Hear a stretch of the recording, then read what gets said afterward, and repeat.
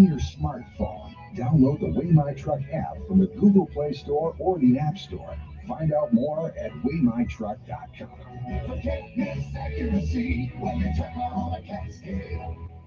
Rise and shine, truckers. It's time for today's Roll Haul. I'm hauling coffee. I'm hauling books. Chairs. And I'm still hauling coffee. From hauling coffee to more coffee, Progressive Commercial saves safe truckers an average of $3,740 when they share their ELD data with us. Get a quote in as little as 5 minutes at ProgressiveCommercial.com. Progressive Casualty Insurance Company and Affiliates. State customers based on FMCSA inspections, driving history, and other data for for-hire transportation. Not available in all states. Savings not guaranteed. At renewal, driving data could increase or decrease premiums. Red Eye Radio and our sponsors are devoted to trucking safety. That's why we are proud to bring you the Red Eye Radio Million Mile Club. We've been saluting drivers who have surpassed the million-mile mark with preventable, accident-free driving. By reaching this milestone, you can be a part of an elite club of drivers who share remarkable safety records and demonstrate superior driving skills. If you or someone you know is a truck driver with 1 million miles or more of driving under your belt without a preventable accident, register online at RedEyeRadioShow.com. That's RedEyeRadioShow.com. The Red Eye Radio Million Mile Club would not be possible without the generous support of the fine folks from Petro Stopping Centers, Howe's Lubricator, Motel 6, the St. Christopher Fund, and Cat Scale. We applaud the individual truckers and fleets who drive with care and keep our highways safe. The Red Eye Radio Million Mile Club, devoted to trucking safety. Register online at RedEyeRadioShow.com. You know, truck drivers play a critical role in our economy, hauling almost everything we buy. These men and women are the unsung heroes and the backbone of America. When our heroes need support, they turn to the St. Christopher Truckers Relief Fund. The St. Christopher Truckers Relief Fund is a 501c3 truck driver charity that steps in to cover necessity household items when an injury or illness takes a driver off the road. Learn more and donate today at truckersfund.org. That's truckersfund.org. Can I borrow a pair of headphones for a guest?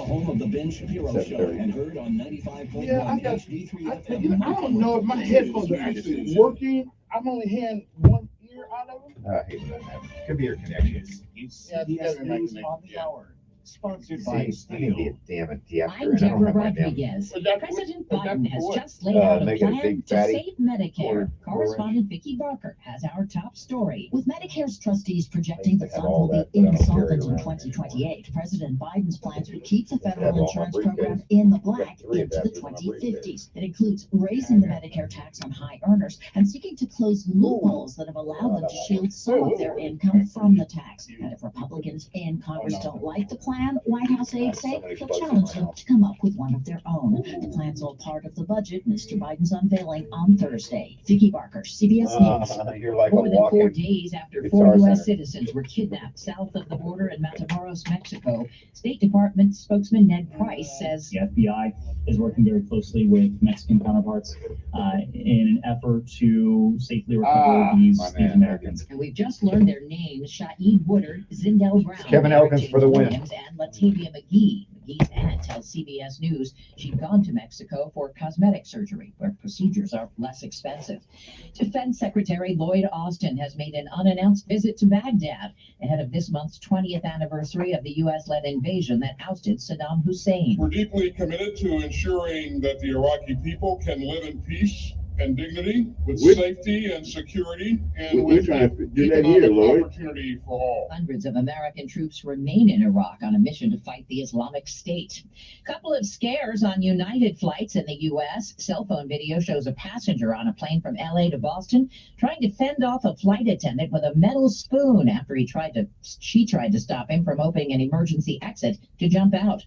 WBZ-TV's Nick Giovanni is at Logan International. According to the U.S. Attorney's Office, that man could be facing up to life in prison now over what allegedly happened on that United flight Sunday night. In a separate incident, 2 United planes bumped into each other on the tarmac at Logan Airport yesterday. Thousands more layoffs could be on the way at Meta. Bloomberg reporting Facebook's owner could follow up on November's mass dismissals as soon as this week because of a slowdown in ad revenue. Disneyland has scrubbed another racist throwback. The Magic Happens parade has returned after a 3-year hiatus, minus the melody from the 1946 movie Song of the South, widely criticized for racist themes and imagery. In its place, a song from Peter Pan. That movie's been called out for its portrayal of Native Americans. This is CBS News. Nobody should have to pay for one-size-fits-all insurance coverage. Everybody's got to complain about something. Your car and home insurance, so you only pay. Everybody's got to complain about something. Guys, Of the stop putting past. your love life on hold. U.S. Rather Pharmacy than has some thinking exciting God was news. not If still you've been there. wanting to try Viagra or Cialis, now's the perfect time. Call today and receive 90 little blue or little yellow pills for only $119 with free shipping. Why order some low-dose sildenafil from one of those subscription services when we can give you what you want now? Call 800-711-6818 and we'll rush your order discreetly packaged to your door. 800-711-6818. You wash your hands, you brush your teeth, but how you clean your nose with Navage. Navage uses powered suction to pull saline in one nostril, around the back of the nose, and out the other nostril, flushing out allergens, mucus, and germs. And it's why cleaning your nose, the body's air filter, is the next evolution in daily personal hygiene. Navage helps you breathe better, sleep deeper, and snore less, but the biggest payoff is improved health. At Walmart, Walgreens, CVS, Rite Aid, Target, and online. Navage, N-A-V-A-G-E, clean nose, healthy life. Progress at a damaged landmark in France. French officials say the reconstruction of Notre Dame Cathedral in Paris is moving along so quickly, visitors could be allowed back to visit by December of 2024. That's less than 6 years after a fire destroyed its roof. The pandemic delayed rebuilding a bit, but hundreds of artisans have been working nearly round the clock to restore it. The cathedral's iconic spire, which collapsed in the fire, is expected to start reappearing later this year. Experts say it'll be a powerful sign of revival. Monica Ricks, CBS News. Arnold Schwarzenegger makes an impassioned plea about the dangers of anti-Semitism. I want to talk to you if you've heard some conspiracies about Jewish people or people of any race or gender orientation. In a 12-minute video, the actor addresses his late father's Nazi past and describes his own recent visit to the Auschwitz concentration camp. The suitcases never claimed for the prisoners, the shoes and the gold teeth and the... Deborah Rodriguez, CBS News. I'm Martin Hope, the inventor of Navage nasal care, and I love Navage. I told you about how your nose is the body's air filter. That Navage's powered suction will help flush out allergies, viruses, mucus, and germs, and that Navage will help you breathe better. But what do other people say about Navage? Like John, quote, after walking around my whole life being a mouth breather, I was excited to try Navage. I read the directions carefully, pressed the button, and oh my gosh, what a sensation. So much breathing, so much light, so sweet, merciful air I could finally breathe into my nose. Never have I ever taken such an amazing breath in my life. This is a life changer. Unquote. He's one of over 100,000 online reviews praising Navage, the all-natural solution trusted by over 3 million people to help you breathe better, sleep deeper, snore less, and stay healthier without drugs. Navage is available at Walmart, CVS, Walgreens, N-A-V-A-G-E, clean nose, healthy life. You ever get the feeling that the world is being held together with duct tape? Every day we're thrown some new meaningless drama in the fake news to distract us from the reality we're all about to face. Between the government trying to print their way out of debt, military conflicts, the disintegration of our most trusted institutions, and a looming food shortage, preparedness is no longer a choice. It's a necessity. You can trust My Patriot Supply. Our emergency food kits come packed with tasty meals averaging over 2,000 calories per day. Get at least one kit for each person in your family. Self-reliance is the only alternative to government food lines. Time is running out. Good morning, Melissa. Good morning. That must be you. While you can.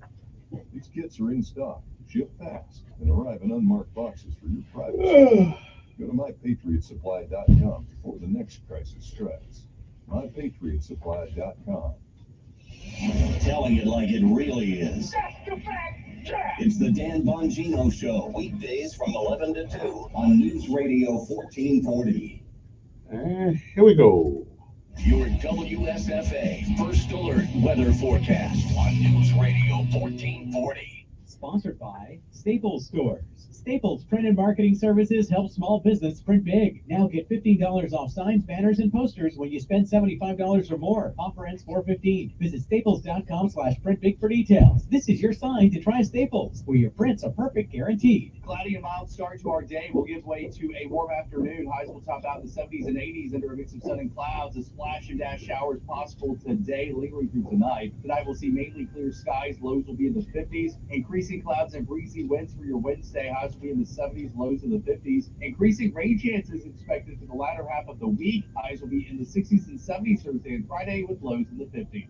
And that's your First Alert forecast. I'm WSFA meteorologist Nick Gunter on News Radio 1440. Montgomery Skywatch traffic brought to you by Sons Automotive, family owned, family driven on News Radio 1440. Good morning, Montgomery. Right now things are looking good. Nothing's being reported by the authorities that would send you on an alternate route. Your Tuesday kicks off with good news. Interstate systems moving into and through the Tri-County area from Clanton, Auburn, Greenville. No problems on 231 south out of Wetumpka or north out of Troy. Get ready for spring in Midtown Plaza. Shop Boost Mobile, GameStop, and more. Midtown Plaza and Street off of I-85, another great McClinton and Company development. Buckle up, it's the law. For Montgomery Skywatch traffic, this is Major Delay. Call the tire experts at Chico's Auto Pros, where you'll get the price match guarantee and free extras like roadside assistance, local towing, and free balance and rotation. Chico's Auto Pros. Morning, I'm Jasmine Williams with WSFA 12 News. Here's what's happening this Tuesday. The CDC is tracking a surge in severe cases of norovirus known as the stomach bug, and it's sending people to the ER nationwide. Officials say the rate of tests coming back positive has nearly doubled since January. The contagious virus can cause vomiting, diarrhea, fever, severe stomach cramps, and more. There is no treatment, and doctors say the best thing you can do is stay hydrated. Happening today, state lawmakers will gavel in for the 2023 legislative session and begin the process of funding the state for another year. Another year. Discuss a number of topics, including education, abortion, high-speed broadband internet access, and more. And this evening, Alabama Governor Kay Ivey will give her State of the State address, followed by a Democratic response from Representative Anthony Daniels. You can watch this on WSFA 12 News tonight at 6 on air and online. I'm Jasmine Williams, and these are your morning headlines. Attorney Joe Cordell. Divorce forces a father to focus on what's most important, his children. In the divorce process, this comes down to three key concerns: physical custody, decision-making, as well as financial support. Each of these is important. It's important that you choose a lawyer that cares as much about these issues as you do. For matters in Tennessee, visit CordellCordell.com. 200 West Martin Luther King Boulevard, Suite 1000, Chattanooga, Tennessee, 37402. No representation is made that the quality of legal services to be performed is greater than the quality of legal services.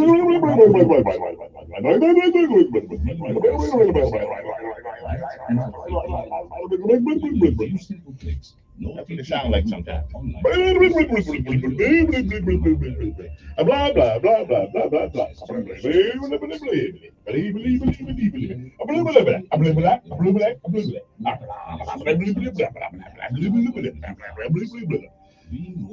I know that's the way it sounds sometimes. Finding what do you say? It's pretty difficult, right? Well, ZipRecruiter What do you say? mastered finding a needle. Blah blah blah blah blah blah blah blah blah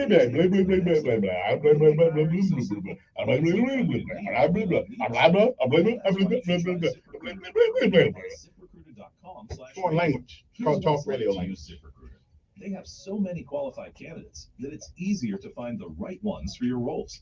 In fact, 4 out of 5 employers who post on ZipRecruiter get a quality candidate within the first day. That's a lot of needles. So how do they do it? ZipRecruiter's powerful technology sends you candidates who are a great match for your job, and you can even invite your top choices to apply. So if you want less hay and more needles, head to ZipRecruiter. And right now, you can try ZipRecruiter for free. That's right, free at ZipRecruiter.com/radio. That's ZipRecruiter.com/RADIO. ZipRecruiter.com/radio. ZipRecruiter, the smartest way to hire. At Tallahassee Chrysler Dodge Jeep Ram, we have great inventory.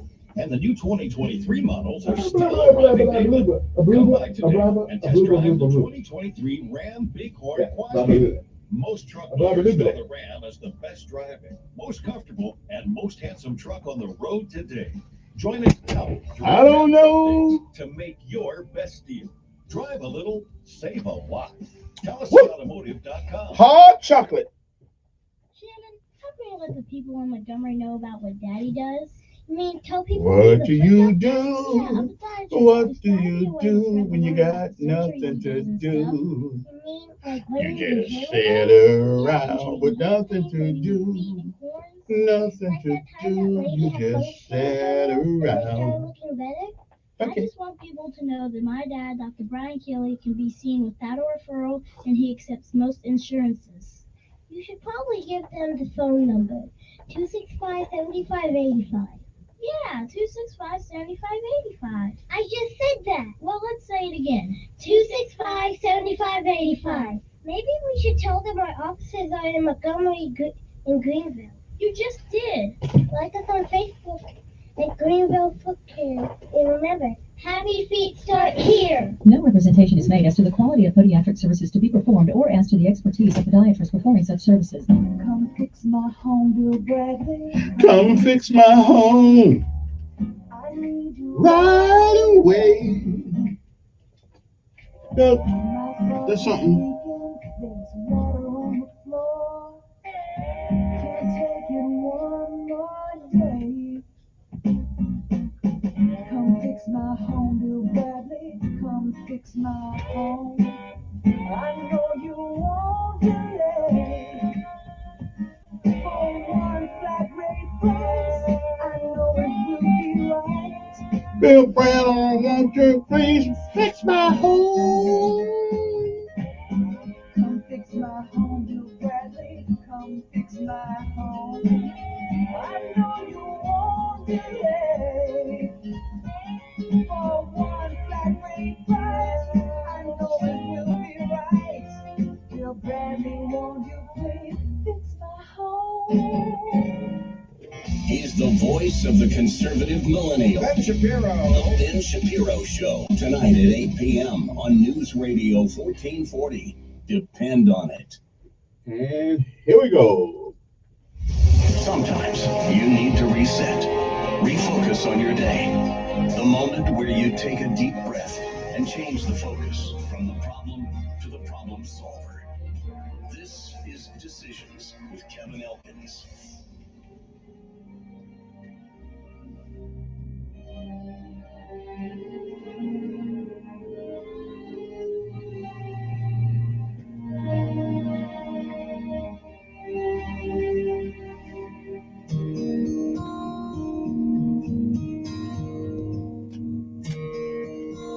You get the door downstairs. Yeah. Oh, she up there. Tomorrow morning, if you wake up and the And good morning, everybody. Good morning, good morning, good morning once again. For once again, you're on top of the ground, and the ground's not on top of you. Good morning to you. It's time for our Daily Bread. I'm Kevin Elkins, and this is News Radio 1440. Today's Daily Bread is simply entitled Never Too Far. It is March the 7th, 2023 AD. Our scriptural insight today comes from Luke 22, 31 through 34, and 54 through 62.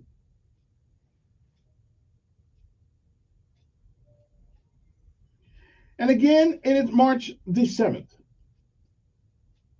2023. It is a day like all the other days that it's never been. And it is a day that once it's gone, you don't get a do-over. You don't get it back. You don't get to summon it from the past. You don't get to come back and undo the things that you have done. And more importantly, you don't get a chance to do the things that you should have done on this day. So whatever you do with this day, make sure that if tomorrow should be, you'll be proud of what you have done with this day. If you've lived a while, you've seen, you've heard many, many yesterdays. And if we are blessed and given the grace, mercy, and love of God, we may, I'm not sure, we may see some tomorrows. But if tomorrow should never be, then it is this day That is the first day of the rest of our lives. What are we going to do with them? Whatever we do, while we can, for as long as we can, when we can, we should reach back and help somebody else along the way.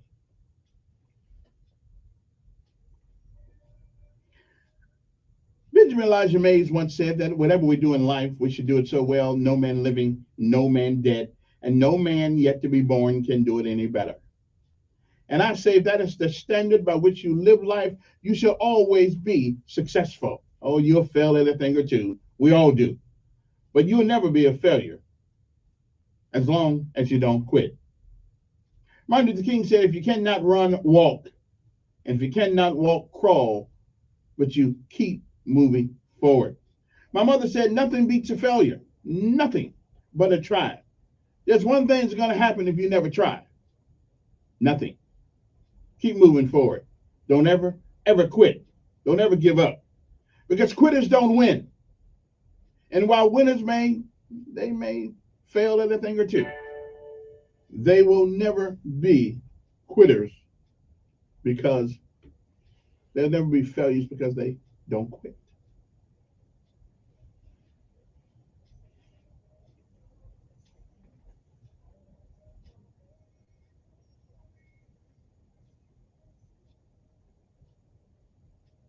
And no matter what happens this day, no matter what happens,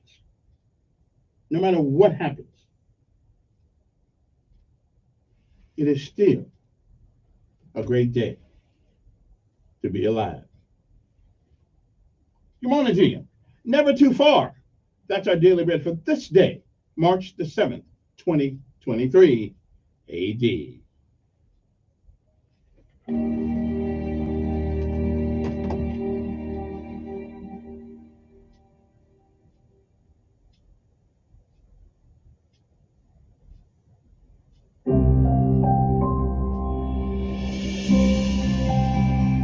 Welcome to today's encouragement from Our Daily Bread.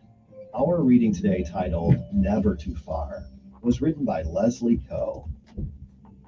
Raj had trusted Jesus as his Savior in his youth, but soon afterward he drifted from the faith and led a life apart from God. Then one day he made the decision to renew his relationship with Jesus and go back to church, only to be scolded by a woman who berated him for being absent for all these years. The scolding added to Raj's sense of shame and guilt for his years of drifting. Am I beyond hope, he wondered. Then he recalled how Christ had restored Simon Peter, even though he had denied him. Whatever scolding Peter might have expected, all he received was forgiveness and restoration. Jesus didn't even mention Peter's denial, but instead gave him a chance to reaffirm his love for Christ and take care of his followers. Jesus' words before Peter disowned him were being fulfilled when he said in Luke chapter 22, "When you have turned back, strengthen your brothers." Raj asked God for that same forgiveness and restoration. And today, he's not only walking closely with Jesus, but serving in a church and supporting other believers as well. No matter how far we've strayed from God, he's always ready not only to forgive us and welcome us back, but also to restore us so that we can love, serve, and glorify him. We're never too far from God. His loving arms are wide open.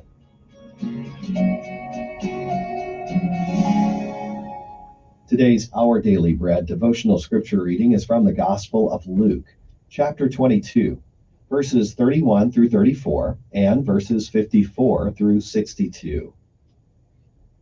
Simon, Simon, Satan has asked to sift all of you as wheat, but I have prayed for you, Simon, that your faith may not fail. And when you have turned back, strengthen your brothers. But he replied, Lord, I am ready to go with you to prison and to death. Jesus answered, I tell you, Peter, before the rooster crows today, you will deny 3 times that you know me. Thank you, sir. Now picking up at verse 54. Then seizing him, they took him away and took him into the house of the high priest. Peter followed at a distance. And when some there had kindled a fire in the middle of the courtyard and sat down together, Peter sat down with them. A servant girl saw him seated there in the firelight. She looked closely at him and said, "This man was with him." But he denied it. "Woman, I don't know him," he said. A little later, someone else saw him and said, "You also are one of them." "Man, I am not," Peter replied. About an hour later, another asserted, "Certainly this man was with him, for he is a Galilean." Peter replied, "Man, I don't know what you are talking about." Just as he was speaking, the rooster crowed. The Lord turned and looked straight at Peter. Then Peter remembered the word the Lord had spoken to him. "Before the rooster crows today, you will disown me 3 times." And he went outside and wept bitterly. Let's pray. I wonder who would. Father, thank you for your endless mercy and patience with us when we stray from you. And thank you, Lord, that when we repent and return, we can trust you to receive us with open arms. It's in Jesus' name that we pray. Amen. Thanks for listening today. My name is Wes Ward, and today's encouragement was provided by Our Daily Bread Ministries. It's time to rise and shine, Montgomery, Alabama. It's time to get up, get up, get up, get up. Put on your shoes, do your coffee, your hot chocolate, whatever it is you have to do this morning. Because you know what time it is. It's PT time. Oh, yeah, we got to get that blood rolling and moving around this morning so we get motivated. All right? Where's the general at? General! That's right. Yeah, I talked to her a couple months ago. All right, go ahead. Here we go. Rough and tough, airborne, every day we run to the sun. Oh, sweat, not yet. Down in the mess hall on my knee. Down in the mess hall on my knee. We got nothing to eat but a can of beans. Nothing to eat but a can of beans. The bread was moldy and the meat was bad. Yes, it was. Yes, it was. Well, you know darn well that you can't eat that. Hey, you know darn well that you can't eat that. Here we go. Here we go. All the way. All the way. Gotta be. Rough and tough, airborne. All the way. When I was young, always wanted to be in the 82nd Airborne, easing the breeze. Now that I'm here, I'm gonna do it right. Jump from an aircraft while in flight. I know some of y'all don't know what we're talking about. Don't worry about it. Just go along with the song, baby. Go along with the song. On, all the way, airborne, airborne, up. Time to rise and shine. In the drizzling rain, well, I picked up my parachute and boarded the plane. Jump master said 1 minute to go. Green light leads with the clearing blow. It's a great day to be a paratrooper, gentlemen. Great day. Skies are blue, the winds are low, and no clouds anywhere around. Here we go. Here we go. All the way. All the way. Gotta be. Rough and tough. All the way. Don't forget the first sergeant major and CO this morning. Hey, and the mayor, it's time for PT this morning. Okay, let's not be lazy. We got to be an example. There we go. Sergeant Smith, knock it out. Oh, work, oh. Hard work. Everybody doing it right. Hard work. That's what they say. Hard work. Hard work. Every day. I get up by the 2:45. Baby, oh, and go to bed. Oh, and hard work. And go to work. Hard work. Ooh. That's what you say. Hard work. I'm everyone paid. Hard work. Come on now. Hard work. And then to go. Hard work. You know, the doors in the morning. Hard work. Oh, let's go to work. Hard work. That's what they say. Hard work. I do it for play. Hard work.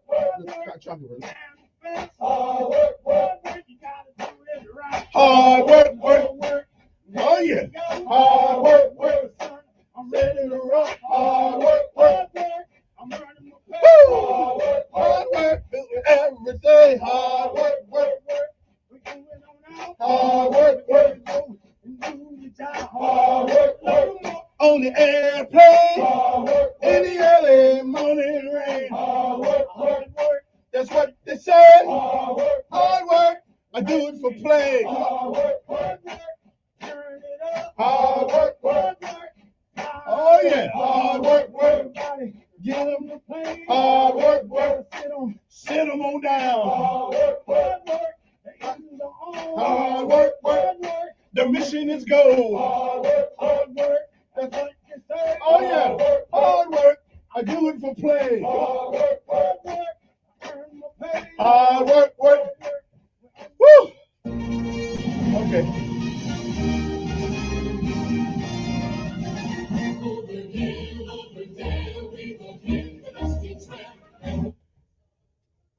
Okay.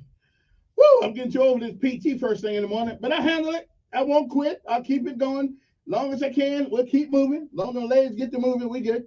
Anyway, now it's time to pay armed homage to our armed forces of these United States, Army, Navy, Air Force, Marines, Coast Guard, Maxwell and Gunner Air Force Base, and not too far away from us, the Great Hall of Infantry, Fort Benning, Georgia. Yeah, I know we got folks down there listening to. I'm sorry, that's just the way it goes. That's the way I roll. Anyway, good morning to all of you. And now, let's pay homage to our local heroes, Montgomery Sanitation Department, who are out there no matter what it is, rain, holidays, snow, sleet, wind, they don't care. They're out there on it. That's what I'm talking about. Montgomery Police Department, good morning, Mr. Albert. Or is it Albert, your last name? I can't figure out what it is. I don't talk about you very much. That's a good sign.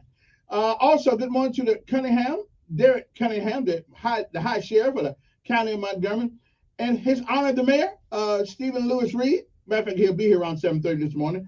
I'm going to be hard on him. I'm going to be tough on him. But hey, somebody's got to do it.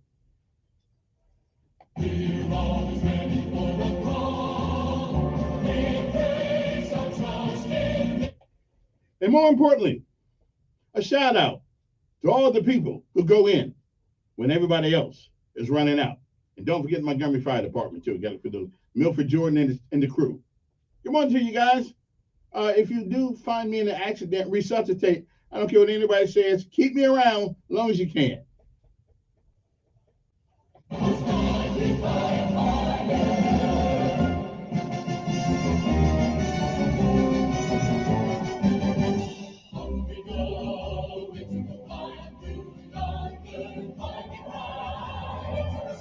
And again, this is an Air Force town, so we have to pay a certain kind of homage to Maxwell and Gunner Air Force Base and to all the people who come from all over the world to train with Montgomery's best. We call them our top guns at Maxwell and Gunner. Keep it up, guys. Keep it up. I know you guys are not going to be like Pete, Mitchell, Maverick, but I see you sometimes out there now. Don't get me wrong. I'll be checking you out. But y'all need to stop making so much noise over my house. You're going to make the value go down.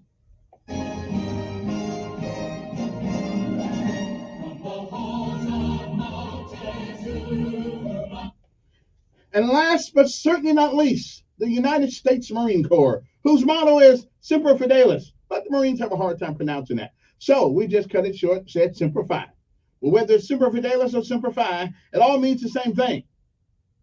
Always, always faithful. Good morning, Jarheads. I could have been one. Really, I could have been a Marine. But they cheated a brother. Can't ever live that down. They cheated me. I want me to set them blue, wanted me that white hat, and them white gloves, and them blue pants with the stripe on it. Oh well. Too late now. But I did have some, I had.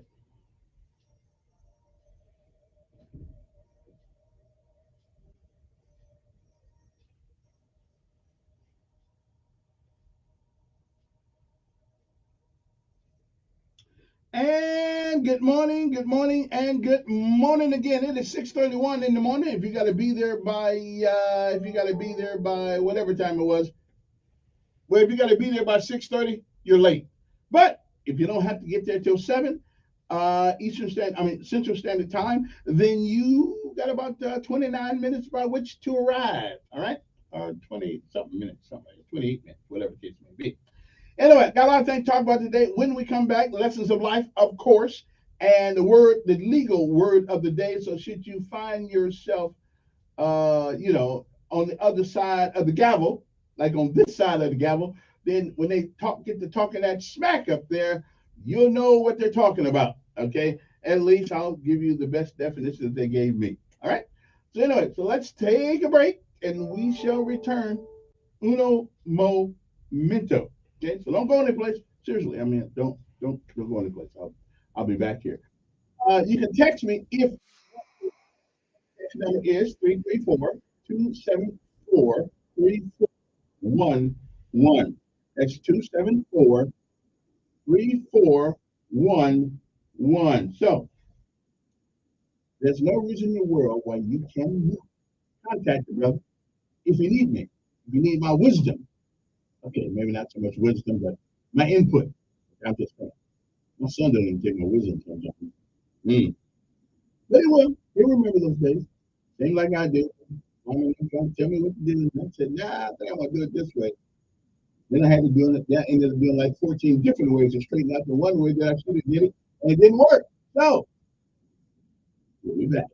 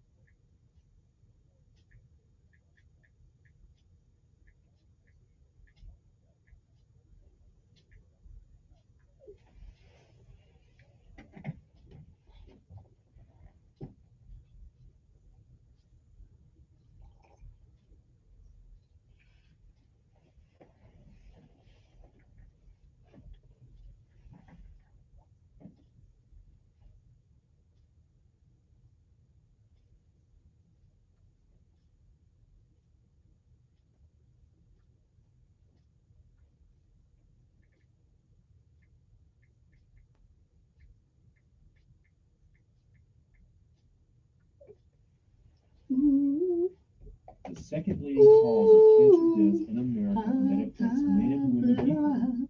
If you are 45 or older, Rump Shaker encourages you to talk to your doctor about screening options that are available. Colon cancer is preventable, treatable, and beatable, but early detection is the key. For more information, please visit us at www.rumpshakerinc.org. That's rumpshakerinc.org. The universal truth of women's shoes. The cuter they are, the more they hurt. You have to put your best foot forward, and if your best foot is an ugly shoe, oh my goodness. Lisa Ann thought she had to choose between looking good and feeling good, until she got fitted for arch supports at the Good Feet store. Now I can wear the shoes that I picked out because I like the way they look, not because they were comfortable. Good Feet relieves your pain and your fashion dilemma. Stop by or schedule your free fitting at goodfeet.com. Find your local Good Feet store in Montgomery at 7341 East Chase Parkway. Join Sean Hannity Sundays at 3 p.m. for the Encore Show. Chinese, the Russians, don't fear Joe Biden. On News Radio 1440. Okay, we're back. Okay, I'm back. It's good to be back, as a matter of fact, so it's good to be on top of the ground, and the ground's not on top of me. All right, first of all, word of the day, legal word of the day, not just any word. These are just legal words of the day. So just in case, now don't be playing lawyer because you know a couple of words. You still need a lawyer, so don't get me wrong. But at least one of the problems being involved with the legal system is that they be sitting there talking about he acquiesces. What the hell is that? Acquiesce sounds good. What did I just do? Okay, because you don't know that the word acquiesce means you're just going to let it stand. You're going to shut up, and whatever the court says, you're going to put up with it. Okay, you don't want to. Just make sure when you acquiescing, you need to know what you acquiescing to. All right, I'm just saying. But the legal word of today is concurrent sentence. Now, I hope that most of you don't know, don't ever hear those words. But if you should hear those words, this is what it means. Prison terms for two or more offenses to be served simultaneously, or other words, at the same time, rather than one after the other. In other words, you go to jail. Okay, you went in my house, robbed my house, then you turn around and rob me. Okay, so we got burglary and we got me, and you got 10 years for both of them, right? Okay, but however, if the judge is in its, is being kind of nice, he'll let you serve that 10 years to do for all the year, which makes sense to me, actually, kind of like the way. I'm just saying. So that's what a concurrent sentence is. I got like 2 5-year sentences and 1 3-year sentence, if served concurrently, result in a maximum of 5 years behind bars. I'm just saying, but you probably don't. So it's called concurrent sentences. So now, if the judge don't say that, and you got 10 years for each count, and the judge don't say to be served concurrently, then you up the creek. I mean, you just, you might want to have that conversation with your lawyer or something like that if that happens. Okay, I'm just saying. Yeah.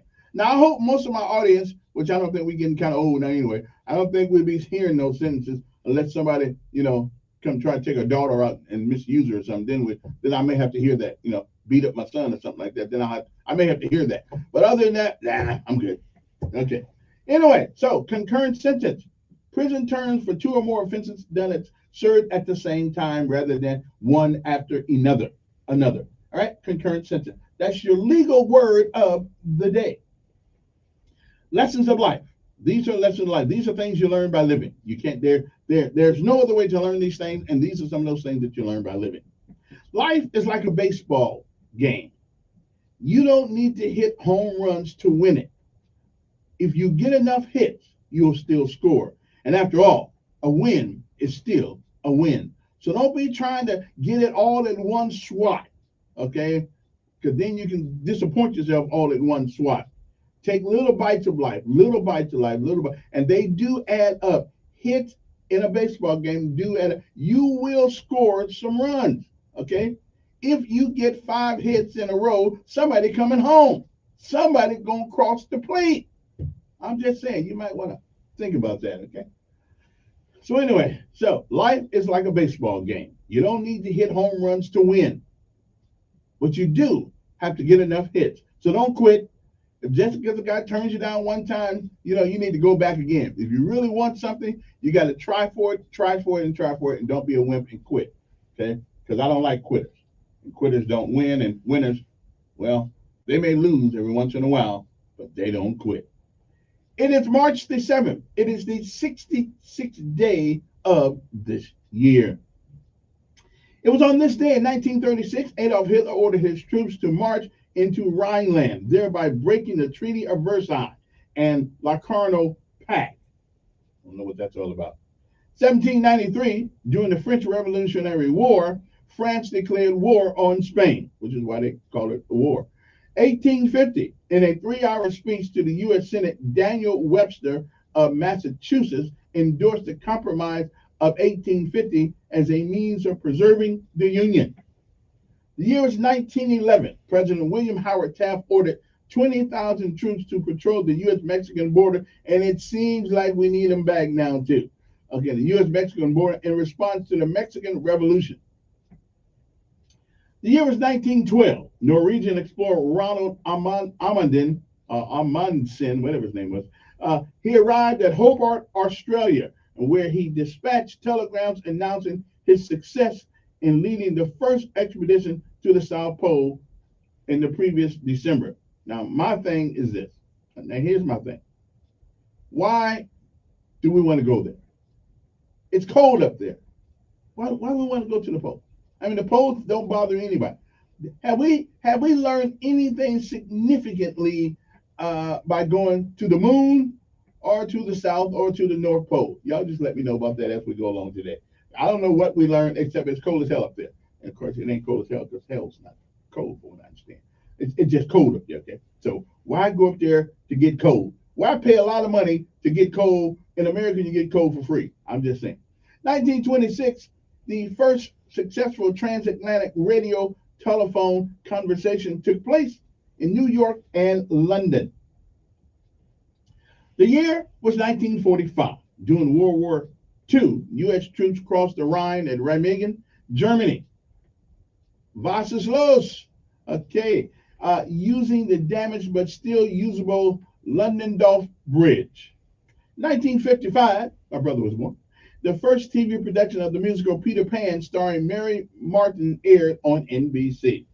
I know most of you don't know who Peter Pan is. 1965, a march by civil rights demonstrators was violently broken up at the Edmund Pettus Bridge in Selma, Alabama, by state troopers and a shared posse in what became known as, and still today is known as, Bloody Sunday.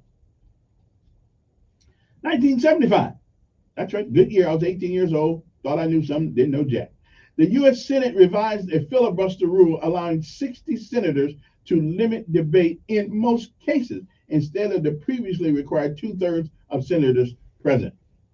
1981, anti-government guerrillas in Colombia executed kidnapped American Bible translator Chester Bitterman, whom they accused of being a CIA spy. 1994, the U.S. Navy issued its first permanent orders assigning women to regular duty on combat ships. What they think about that now? In this case, the USS Eisenhower. I would tell you guys I was on the USS Kitty Hawk. Yeah, yeah, I was doing some duty on the Kitty Hawk back in the day. I crawled up the big old. I crawled up there. The ocean was below me, and I just knew I was gonna be history. But there I was making my way up with 70-pound rucksack on my back on that big old rope thing. Man, I was scared. I don't know what I said. What if I drown? What if I can't get up there? But they kicked me in the butt, and I moved right along. 1994 and 1999, the movie Stanley Kubrick, whose films include Dr. Strangelove and Clockwork Orange, and 2001: A Space Odyssey, died in England at the age of 70, having just finished Eyes Wide Shut. 14 years ago, they called her the Secretary of State. Hillary Rodham Clinton met with Turkish leaders in Ankara, where she announced that President Barack Obama was planning to make his own visit, which took place in April 2009. 9 years ago, Russia swept into the patriotic fever of anticipation of bringing Crimea back into its territory, with tens of thousands of people throwing Red Square in Moscow chanting, Crimea is Russia. Okay. So I'll just leave Ukraine alone because they don't want to say that. 5 years ago, the White House said Mexico, Canada, and other countries could be spared from President Donald Trump's planned steel aluminum tariff under national security carve-outs. For the second time in less than a week, a storm rolled into the Northeast with much as 2 feet of snow, wet snow, heavy snow, that grounded flights, closed schools, and knocked out power. If you're not from the North, you'll never know what those days are like, because it's tough up there. People's roofs be falling all in and all kind of things. I'm just telling you. All right, what day is it today? Well, today it's National Be Heard Day. That's right. Just say something and you want tell somebody you want somebody to hear it. Okay, I don't know what that's all about, but okay. National Cereal Day. A bowl of cereal, a spoon, and some milk equals party in your mouth. Yes, it does. Alexander Graham Bell Day. Revolutionized how we communicate when he invented the telephone. How about, here we go. Okay, here we go. Okay. Jose Abad Santos Day. Jose Abad Santos Day is a Philippine Chief Justice and war hero of the Second World War. And that's why I never heard of it, brother. That's what that's all about. National Ben Day. On this day, everybody in town named Ben, it's your holiday. Okay? I guess. Oh, and if you happen to be a woman, and it's Ben and Carol Day. Carol, C-A-R-O-L, that's their day too. National Copper Day. That's funny because in Montgomery, Alabama, there's National Copper every day because somebody's always stealing your copper out of your air conditioner. So evidently they're celebrating all the time around here. National Copper Day by learning the origins and the term of copper. National Crown Roast of Pork Day. I don't really know what a crown roast of pork is, but if it says roast pork, then I guess it's a piece of pork that's been roasted. I'm gonna go along with that. Uh-oh, here's one I know about. National Flapjack Day. Indulge in some yummy, fun, and nutrition-rich flapjack for breakfast, okay, to fuel your day. Flapjack. Like, ain't that the same thing as pancake? I'm just answering the question. I'm not sure. National Library Workers Day. Hey, do we still have libraries? I thought libraries were kind of like obsolete, but I guess we got one downtown. So go by there and say, tell the librarian there that it's National Library Workers Day, and we appreciate it being there. Even though I can get more than one CD-ROM that she can get in her whole library, but that's okay. Technology does, go by. But anyway, hey, go by and see one. National Sharon Day. If your name is Sharon, happy National Day. National Sportsmanship Day. That's right. The worst way to lose is to fail to show good sportsmanship. Okay. So teenagers out there, even old folks, be nice when you lose. Okay. And it's National Teresa Day. Find out how special your name is. A lot of women day. When is National Kevin Day? Okay. Oh, I got my middle name is DeVale. You know that? And you know what my middle name means? I finally figured out why I had no friends. You know what DeVale means? It's a French name. You know what it means? Police. Yeah, I hear you. Okay. That's why nobody wanted to be around a brother in high school. See, they knew what my name meant, and I didn't know. I'm just saying. National Plant Power Day. Get ready to experience and love all the healthy benefits of plant-based eating. I hear you, brother. Yeah. Well, no matter what you say, no cauliflower is going to taste like chicken. I don't care what anybody says.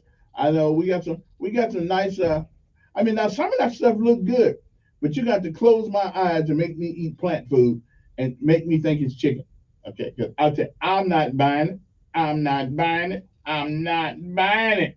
Okay, I know what a leg tastes like. I know what the breast is on the chicken. Don't be telling me that this is it's bad for me. It's bad for the chicken, but it ain't bad for me. I'm just saying, y'all got the long way to get me to give up meat. y'all got. I'm sorry, that dog ain't gonna hunt. I mean, eat the dog, But the dog ain't. No, we not giving up meat because y'all want to be weirdos and eat plants. I ain't mad at you. Eating plants is good, but the good Lord made the chickens and the cows and the pigs for us to eat too. I mean, I feel sorry for them sometimes. I do. I really feel sorry for them.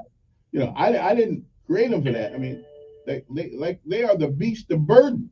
You know, I can't be giving up pork chop. I mean, for a leaf hanging outside on the tree, you want me to give up a pork chop for that? Y'all must be crazy. Of course, we got a couple plant places downtown, but I let them come up there too. Listen. They want to come here and tell me how great plant food is. Right on, have them up here. What's the name of that one business? Bay Plant, whatever it is. Anyway, downtown. But no, okay. Y'all got a lot of work to do, brother, to make me give up meat. I mean, whoa, that ain't gonna happen. Anyway, good morning to all of you. It is 6:54 in the morning, and so I got my national days going there because all y'all got all that stuff. So now get sometime around 7:30 this morning, we are going to have an opportunity to talk to the mayor of the city of Montgomery. He'll be here. So you guys just hold up. Now I know I'm gonna be tough on it, brother. I'm gonna be tough. I'm gonna be so tough he may never come back. Okay, I'm gonna be tough. I mean, I'm gonna listen. We're gonna answer some questions this morning. That's right. We gonna be tough. That's right. See, some of you guys think I'm too easy on the mayor. I'm not, but I am respectful of the mayor. You know, because you never know, you might have to call on sometime. You know, my mother said, never burn bridges behind you, because you never know you have to go back that way. So I don't care what y'all talk about. Okay, it ain't my job to be mean to people, except some people they call, because some people deserve being mean too. But no, not the regular guy. We good. All right. So anything else I got to talk about before I get out of this hour? No. Okay, yeah. So you found out my middle name is DeVale, and it means police. I wanted that my mother know what my middle name meant when she gave that to me.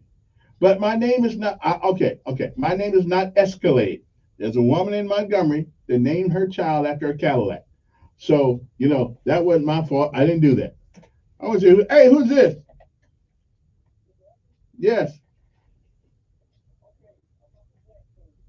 Yeah. Yeah. Yeah.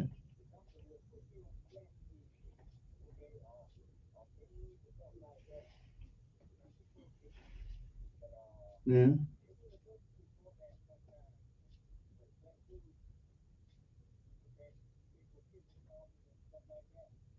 Yeah.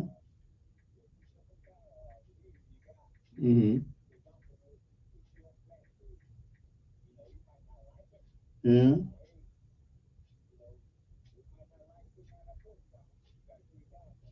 Mm.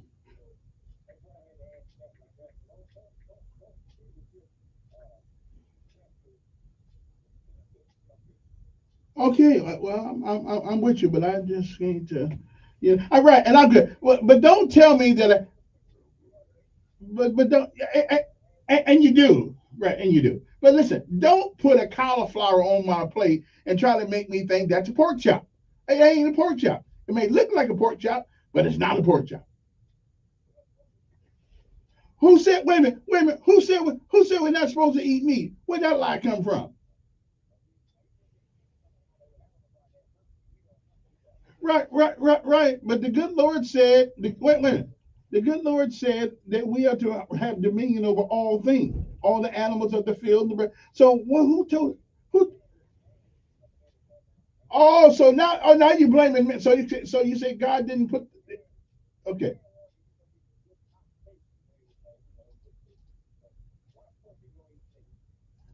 it's called not being able to afford to stay.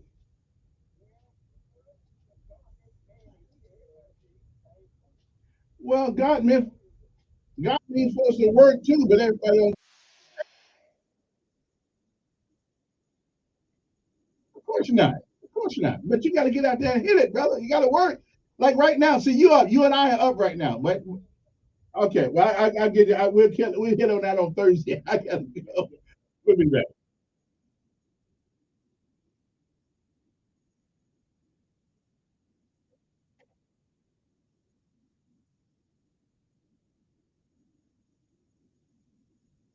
Media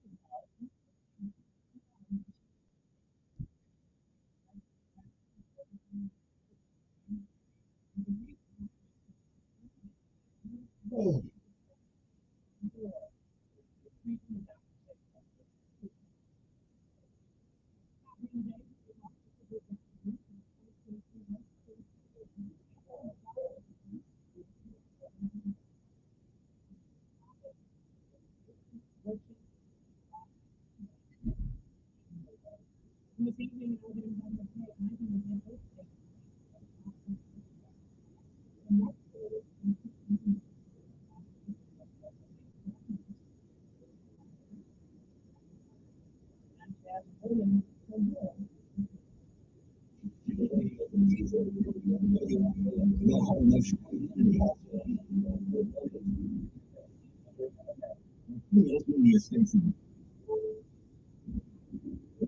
CBS World News Roundup.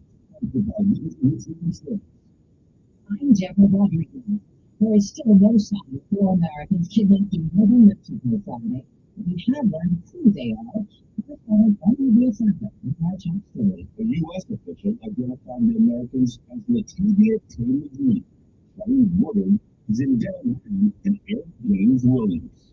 Canadians aunt told CBS News who believes her niece was going to Mexico for cosmetic surgery, a common practice since procedures are less expensive south of the border.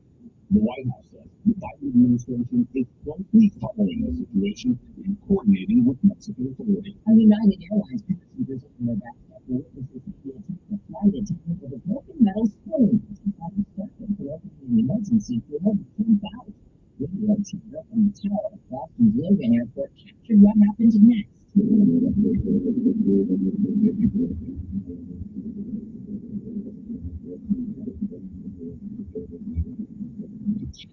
fellow passengers, and that wasn't the only incident. CBS's Lilia Luciano. Yesterday, 2 United planes clipped their wings while on the tarmac at Boston Logan. Investigators say it happened when one United plane being towed made contact with another that was part of the neighboring gate. No one was injured. President Biden's unveiled plans to keep Medicare from going green. In an op-ed in today's New York Times, he proposes raising taxes on Americans who make more than $400,000 a year and reducing the amount the health program pays for prescription drugs. Mr. Biden says it will keep Medicare in the block for at least 25 years. For stopped, many schools and teachers canceled in France, where union members have gone on strike over President Macron's plans. Correspondent Elaine Collins was in Paris. Legal reforms crucially want to raise the age for area retirement to 64 from 62, but continue from that to other proposals. Many of the workers who say they would now have to work much longer, considering maximum solutions for the nation's poultry industry to keep the poultry outbreak from crossing into a possible human pandemic. CDC experts say low, maybe influenza has millions of chickens in the sky food prices. Many Californians have been listening to their stuff. After injury conditions were good, that can't wait to be practically small in the county. Right, we have been living with it over 4 years, so we haven't had snow like this. Maybe not utility trees have been working. This is CBS News. Nobody should have to pay for one-size-fits all insurance coverage. Liberty Mutual customizes your car and home insurance so you only pay for what you need. Liberty Mutual Insurance. Stop putting your love life on hold. U.S. Pharmacy has some exciting news. If you've been wanting to try Viagra or Cialis, now's the perfect time. Call today and receive 90 little blue or little yellow. You order some loaded from one of those subscription services when you now. Call 800-711-6818 and we'll rush your order discreetly packaged to your door. 800-711-6818. You wash your hands, you brush your teeth, but how do you clean your nose? With Navage. Navage uses powered suction to pull saline in one nostril, around the back of the nose, and out the other nostril, flushing out allergens, mucus, and germs. And it's why cleaning your nose, the body's air filter, is the next evolution in daily personal hygiene. Navage helps you breathe better, sleep deeper, and store less. But the biggest payoff is improved health. Walmart, Walgreens, CVS, Waiting, Target, and online. Wrong. NAB, A2E, Clean Nose, Healthy Life.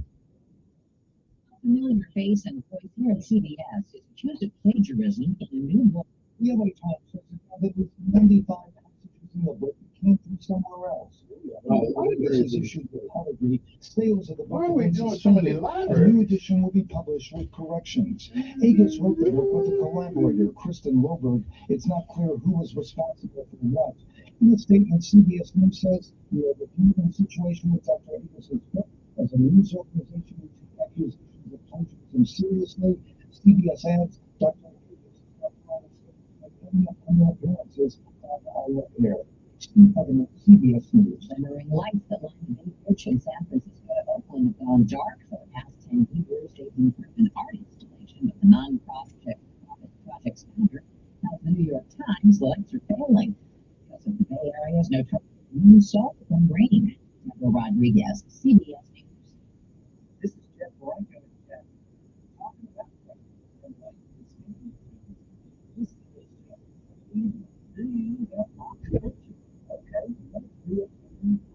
talking about more popular than ever. You name it, salad, sandwich, chicken strip. Yep, we still got tailgaters, junior tailgaters, chicken salad croissant. You can call us and we can deliver. A breakfast buffet box too. Breakfast buffet box. Just like that,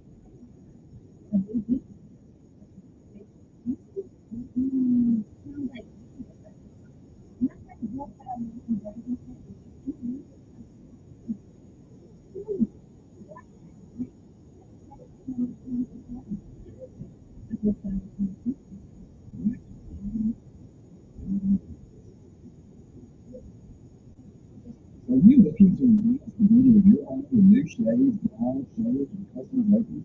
If so, just launch us new discounts from every best retail outlet by entering and showing your new product. We will always receive personal attention from a professional designer and no cost to you. Also, we will continue to improve the new tree options and you will experience strengthening even comfort from your class small home options. This product is located in 1523 Central Park Drive in Newport.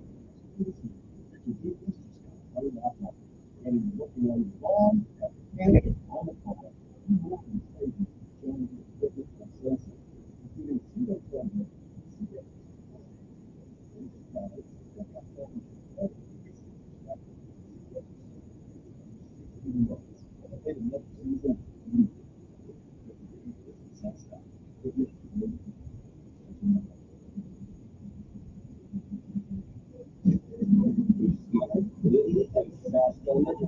It's Martin in this afternoon at 5 p.m. on News Radio 1440.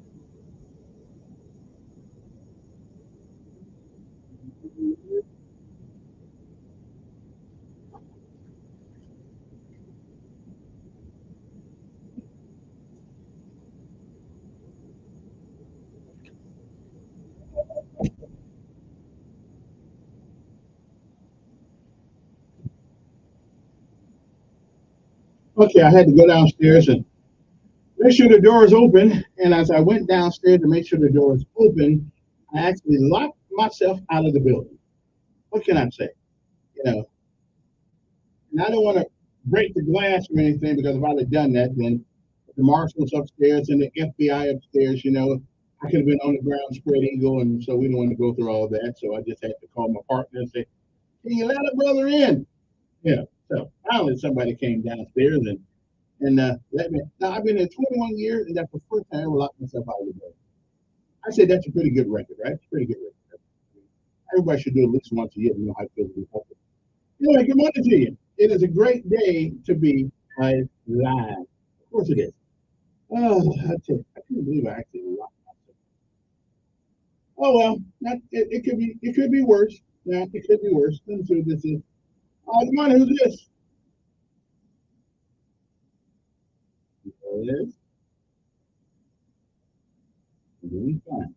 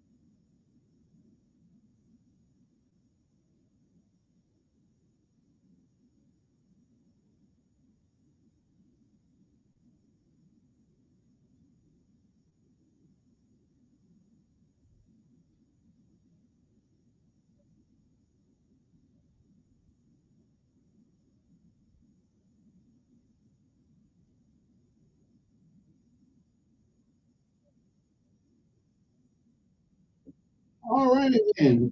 Our numbers are 860-1440. If you should have a question or whatever the case may be that you may have, or you want to, I'm waiting for the mayor. But until that time comes, look like Montgomery is not the only place where people get shot every day. It looks like we're shooting people everywhere around the county. It's just one of those Macon County. Yeah, but I did find something out yesterday. We were talking about how difficult it is to get people to do certain jobs in Alabama right now. And correctional officers is one of those things. Now, somebody called and said that the average pay for a correctional officer is $31,000 a year to start, which sucks. I mean, you can't really make a living. And that's before taxes. And I imagine if they're going to take 23% of your money, you know, 31,000. It's just not a lot of money. I mean, you got to figure. And the more money you make, now the Democrats want to take most of your money. That's not a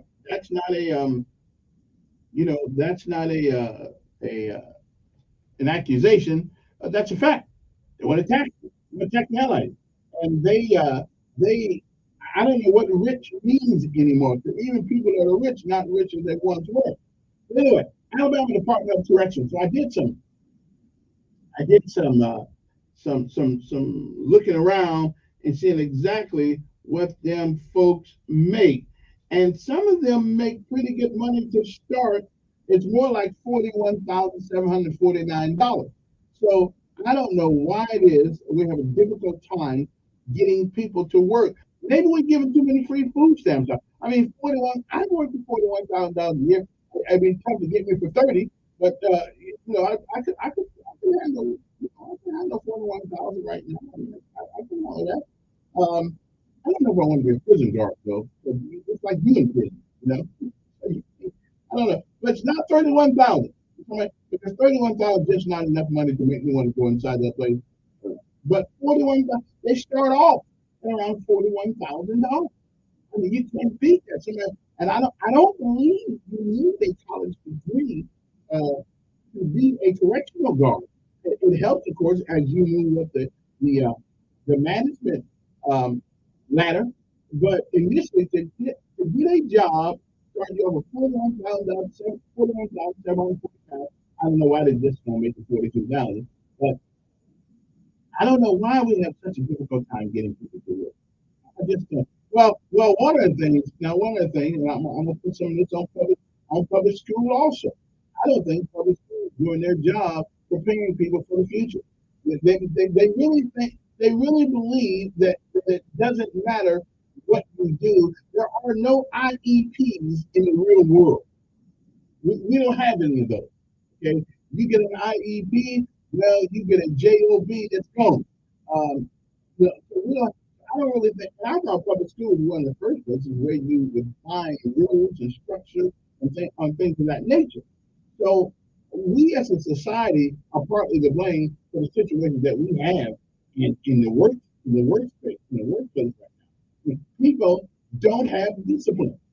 You know, and discipline means doing those things that have to be done whether you like to do it or not. You know, being prepared to do those things. And we now in public school, we don't make you do those things that you don't have to do. You just get a good IEP and we're gonna say, well, you just sit right there in the corner. Oh, you want to come to school today and raise hell? Well, that's okay. That's what your IEP said. Your IEP said you can raise hell. Okay, then you can disrupt the whole process for everybody else, but that's okay. And we take those same people after 4 years of high school,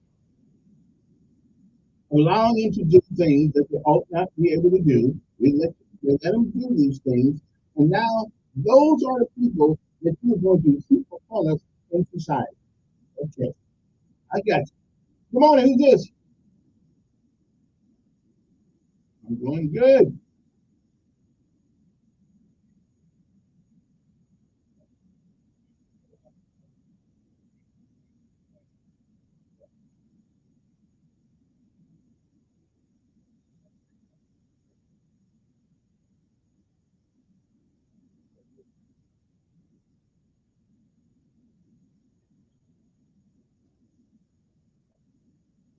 Nope. No, what I'm asking, right, but let me tell you what I'm asking. Let me tell you what I'm asking. I'm asking that the rules that they lay down in school be followed, and if they're not followed, you eradicate the problem. You don't have to raise nobody else's kids. You get them out of you get them out of the school, out of the environment, and put them in an alternative school, something like that. But we have done away everything.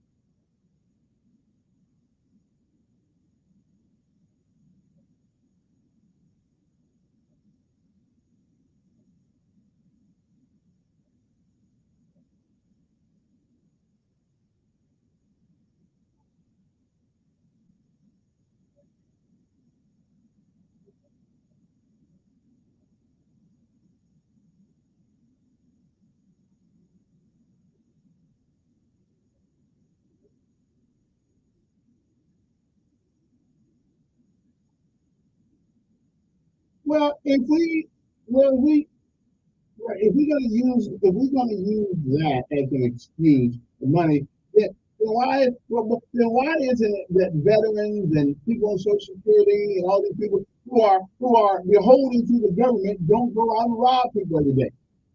I mean, that's just not a good excuse. What is it?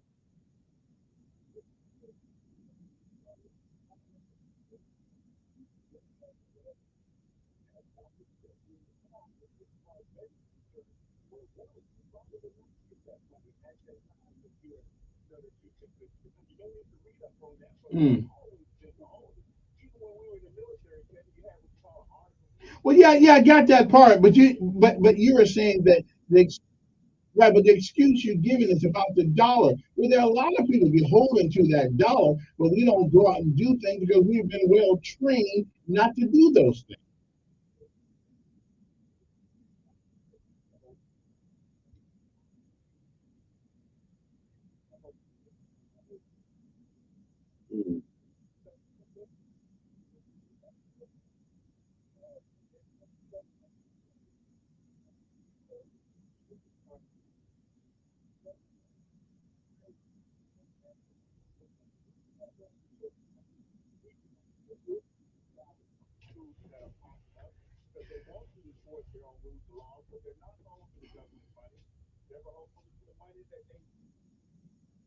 Well, I'm just trying to figure out who said because you get money, you don't have to have rules in school.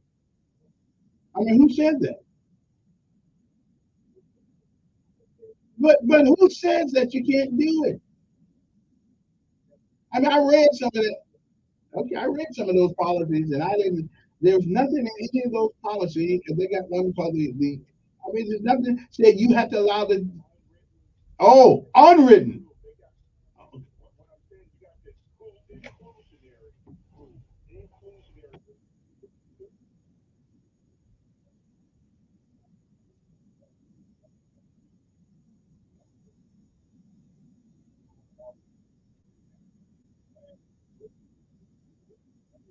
And we allowed that to happen. We've allowed that to happen, though. We as citizens.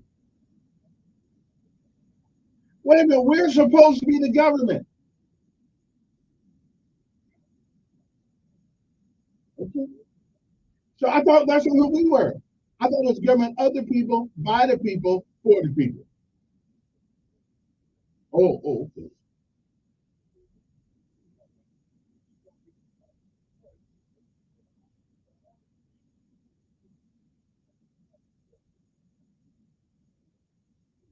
Brother, we just took a wait a minute, they just took up property taxes in Montgomery. Property taxes is not the issue.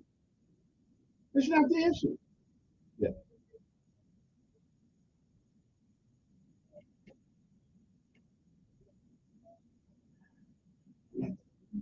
Then turn the money down. That's it. Okay.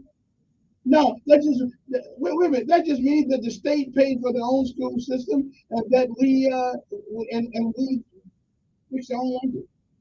Yeah. No. Okay. Well, that's it. Yeah. All right. All right. Appreciate it. Gotta take a break. We'll be back 7:23 in the morning. It amazes me though. Everybody who runs for public office always talking about school. Don't have a doggone thing to do with it. Oh well. Yeah, there's been more fights at Lee. There's been so many fights over it, so I just don't even mention it anymore. Woo! Maybe back.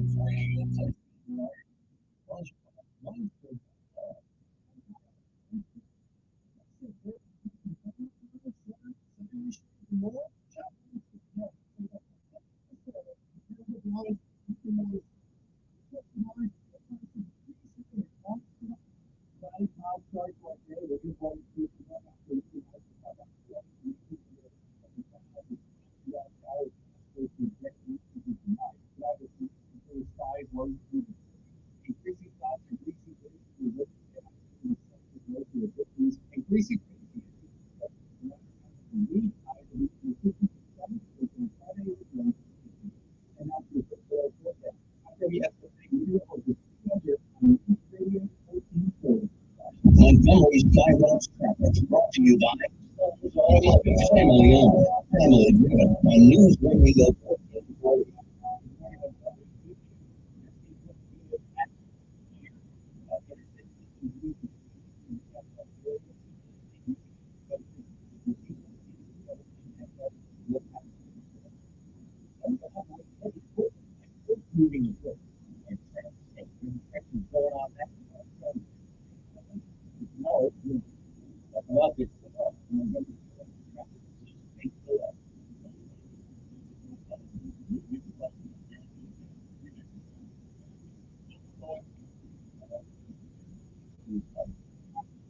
Listen to News Radio 1440 at work. NewsRadio1440.com at home through your Alexa or Google Smart Home device.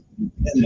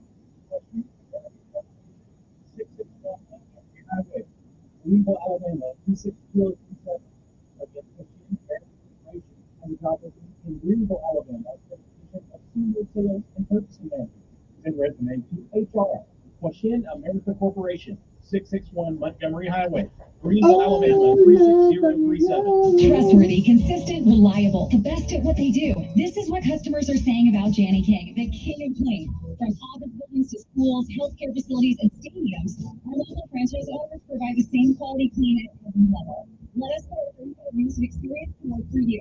Go to JanneyKingCleans.com now. That's JANIKING Cleans.com. Franchise opportunities also available at JanneyKingCleans.com. My muscle aches. I was tired all the time. My son had a full-blown asthma attack. It came out of nowhere. The unsettling thing about some symptoms is I had a fever. It was terrible. you don't always know what's causing it. It was Lyme disease from a tick bite. Mine was Nile from a mosquito. You had a reaction to health mortality. Threats to your health can come from unexpected places. Visit PestControl, a public service and National Pest Management Association. Sean Hannity, Biden Incoherently adheres live this afternoon at 2 p.m. on News Radio 1440.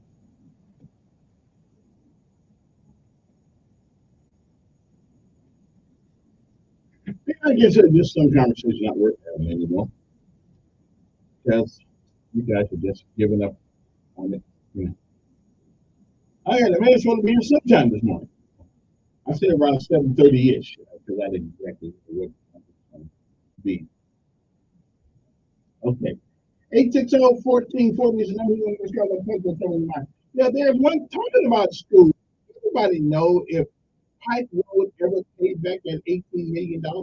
Everybody know $18 million, I believe, they got from the county of Montgomery.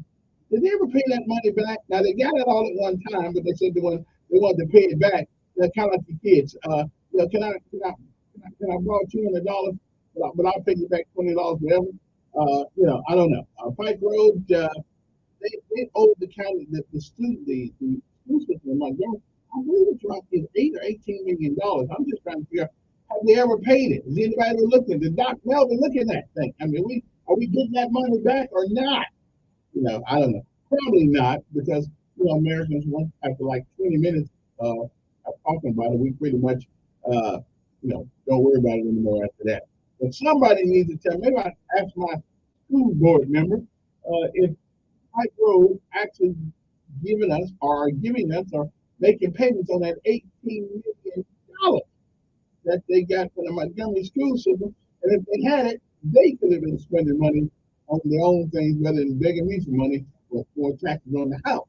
I'm just saying, we might want to check on that. Does anybody know whether or not they've actually paid us back that money a couple years ago? I don't know. I doubt it though. Government, they have a hard time paying people back. Okay, so here's the question. How do we get more people to come to work? How do we get more people to come to work on jobs that pay well? Jobs that pay well. How do we get more people to step up to the plate and get a job? I hate to say this, but maybe, just maybe, we should all this government subsidy stuff, we should only give that to people when you reach a certain age. I don't know if I'm on the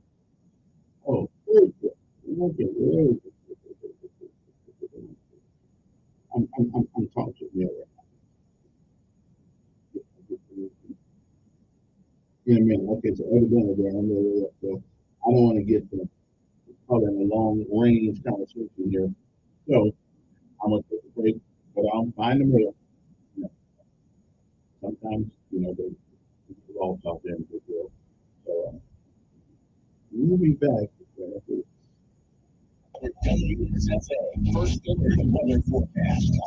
Radio 1440.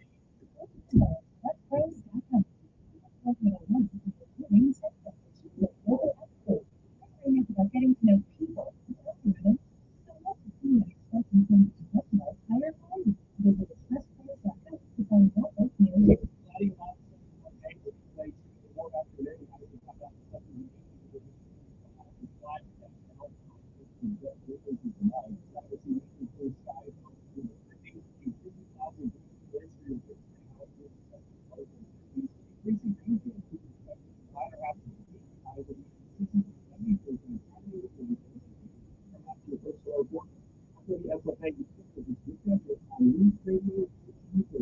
Montgomery Skywatch traffic brought to you by Family Owned, Family Driven on News Radio 1440.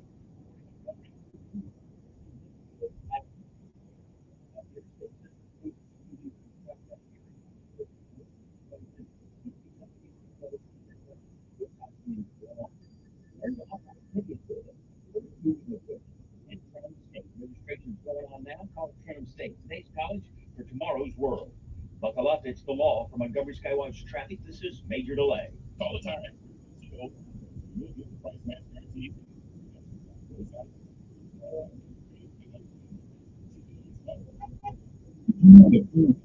Secondary cause of future death in America that it creates million people.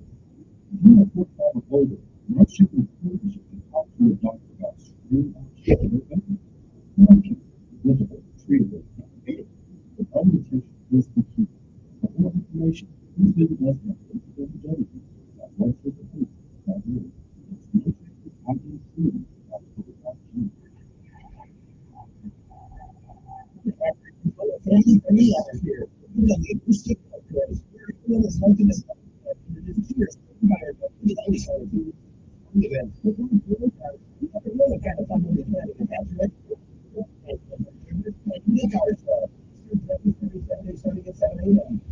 Whiskey and wings on Wednesdays. Their delicious wings are a fan favorite, but their burgers are also not to be missed. There's something for everyone at Hattrick. Delicious food, affordable prices, and fun for the whole family. So, good food, good food, and Hattrick in Montgomery. before you get to the Montgomery Wing Drink Casino. And we're offering you another fun deal. I think this rate is now. Score $50 in gift certificates for just $25. This deal is perfect for your sports and family fun.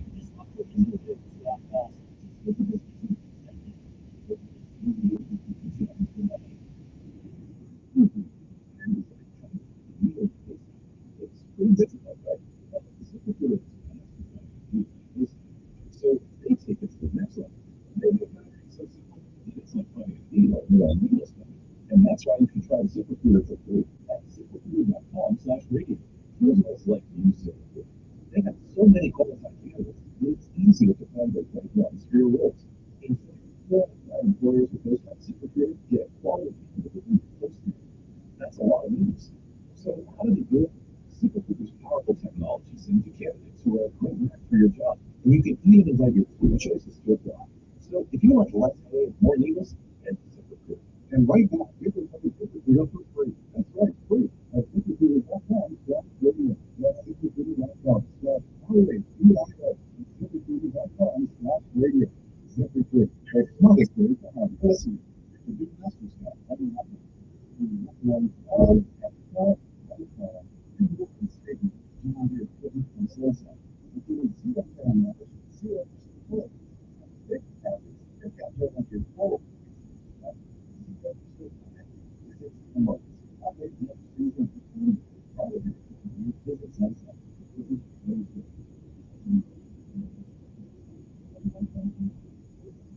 It's a great time to visit Larry Puckett Chevrolet at Platform. With the largest used car inventory in the River region, it's a great time to buy. They've got a tremendous selection of automatic vehicles that give you life quality without one sticker prices. Follow the minute at the new retail store and drop in your space. Get these deals, and more deals for you. Visit Larry Puckett Chevrolet at Platform or shop online at LarryPuckett.com. Larry Puckett Chevrolet, a customer who is talking. It's not even on the real heroes. It's the Dan Bongino Show. On News Radio 1330.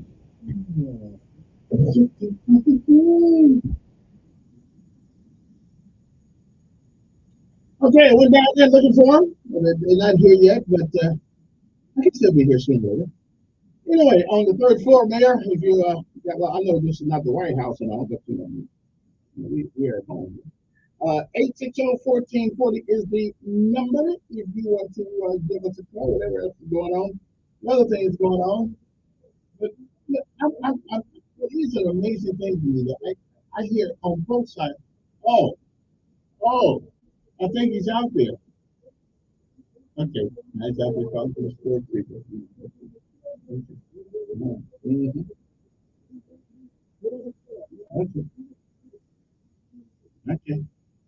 Okay. I mean, really, I'm not normally accustomed to being, put second class behind the figure down. Mayor, I mean, I'm just thinking, just glad that he sees you like that.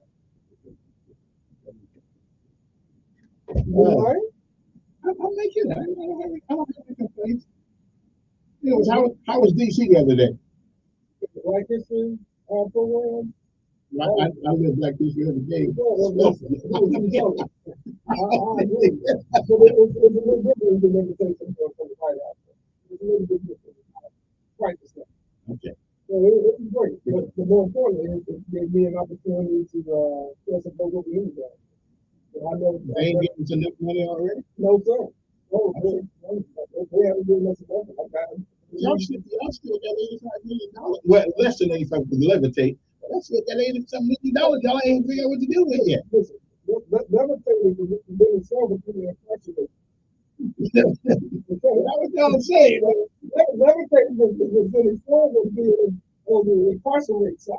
So let's just understand that the consultants and sometimes the government and the elected officials don't know where they are. Okay.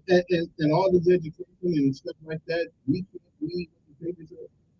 Listen, dealing with the federal government and their guidelines and people relates to this, we can't know our state stuff. Mayor, I just got to say, I think sometimes it's a better to ask them to give me that permission. Now, listen, that is true. Okay. Unless you're the one that's being hey, take one for the team.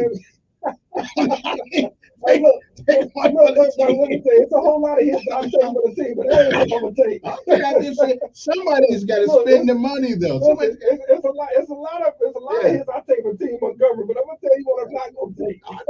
But somebody got to spend the money's here. We still don't have anything done. We put the money in mental health. We've allocated some of those dollars to care staff. Oh, I love that word allocation. Yeah. Because when is it actually going to be spent? Now, listen, you have to ask the folks who have the money back. We have gone through the process to rolling out the first round of dollars, but you have to go through an RFP. I can't just give it out to, my friends and family and my folks who in my circle. You mean you're not already doing that? Personally, I don't care. I think as long as you get a qualified person to do the job, I don't care who they're related to. Well, yeah, that's easy to say than done. Yeah, until Attorney General Steve Marshall sends you a little letter. Let me ask you a question. Do you think, and this for you, do you believe that the standards of conduct, the standard operating procedures are a little different for you? A little? No, I don't believe it's a little. I think it's a lot. And the community tax that you tried to impose, and I know my good friend Grant out there at his place out there, they hurried up and got legislation passed quicker than any time I've ever seen it passed. We can do that, but the other cities around us still have that opportunity. That's correct. Yeah, and that's a problem. And I think that shows the level playing field that we're on as it relates to the city of Montgomery. So how can we have a city? That's on the table. And I have not, it's just a matter of timing and working through the process and trying to see where everybody is. But that is an option, and it's not one that I take off the table. Okay. Now, one of my heartburn with you is it's not really a heartburn, but it is a philosophical difference. Okay. Everything is not about race. Okay. You would agree. There's some philosophical things, but race sometimes is an easy excuse why we failed something, why we didn't do something. I mean, do you think and even some of your city council people have come to me privately and say, you're not really working with them on some things. Well, they say, you have to have they say that you got to be ego, and you want to be in charge of everything. I've seen some of that. Well, listen, being on the park and recreation board, finding out about a new park when you can't have, and we never heard nothing about it. I'm just saying. Okay, listen, that's a communications error. Okay. That should not be. I'm not on there no more though. Yeah, I know you're on Clean City Commission. Right, Clean City, yeah. I know you're gonna talk to me a whole lot more now than you're on Clean City Commission. Yeah. You're gonna give me the solutions, not just some of the problems. That's right. Because I think they talk too. I think some of the issues they bring up. Let me go to the council, because again, we're in election year, and so we didn't know that. We found it out a couple of weeks ago. So we're in election year, and I think members of the council who say that I don't communicate with them, or people who are not communicating with them. So here's what we did. I meet with the leadership. I was meeting with the leadership twice a month in between each city council meeting. That's part of the member of the CC cabinet.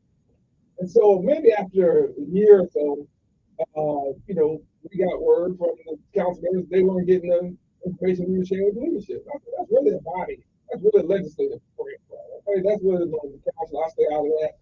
And I'll tell you what I'm doing. I'll tell you what the right hand is doing, what the left hand is doing, and so forth.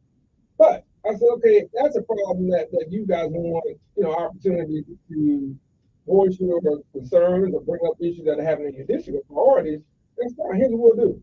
We'll create another day for us to meet with other members of the council.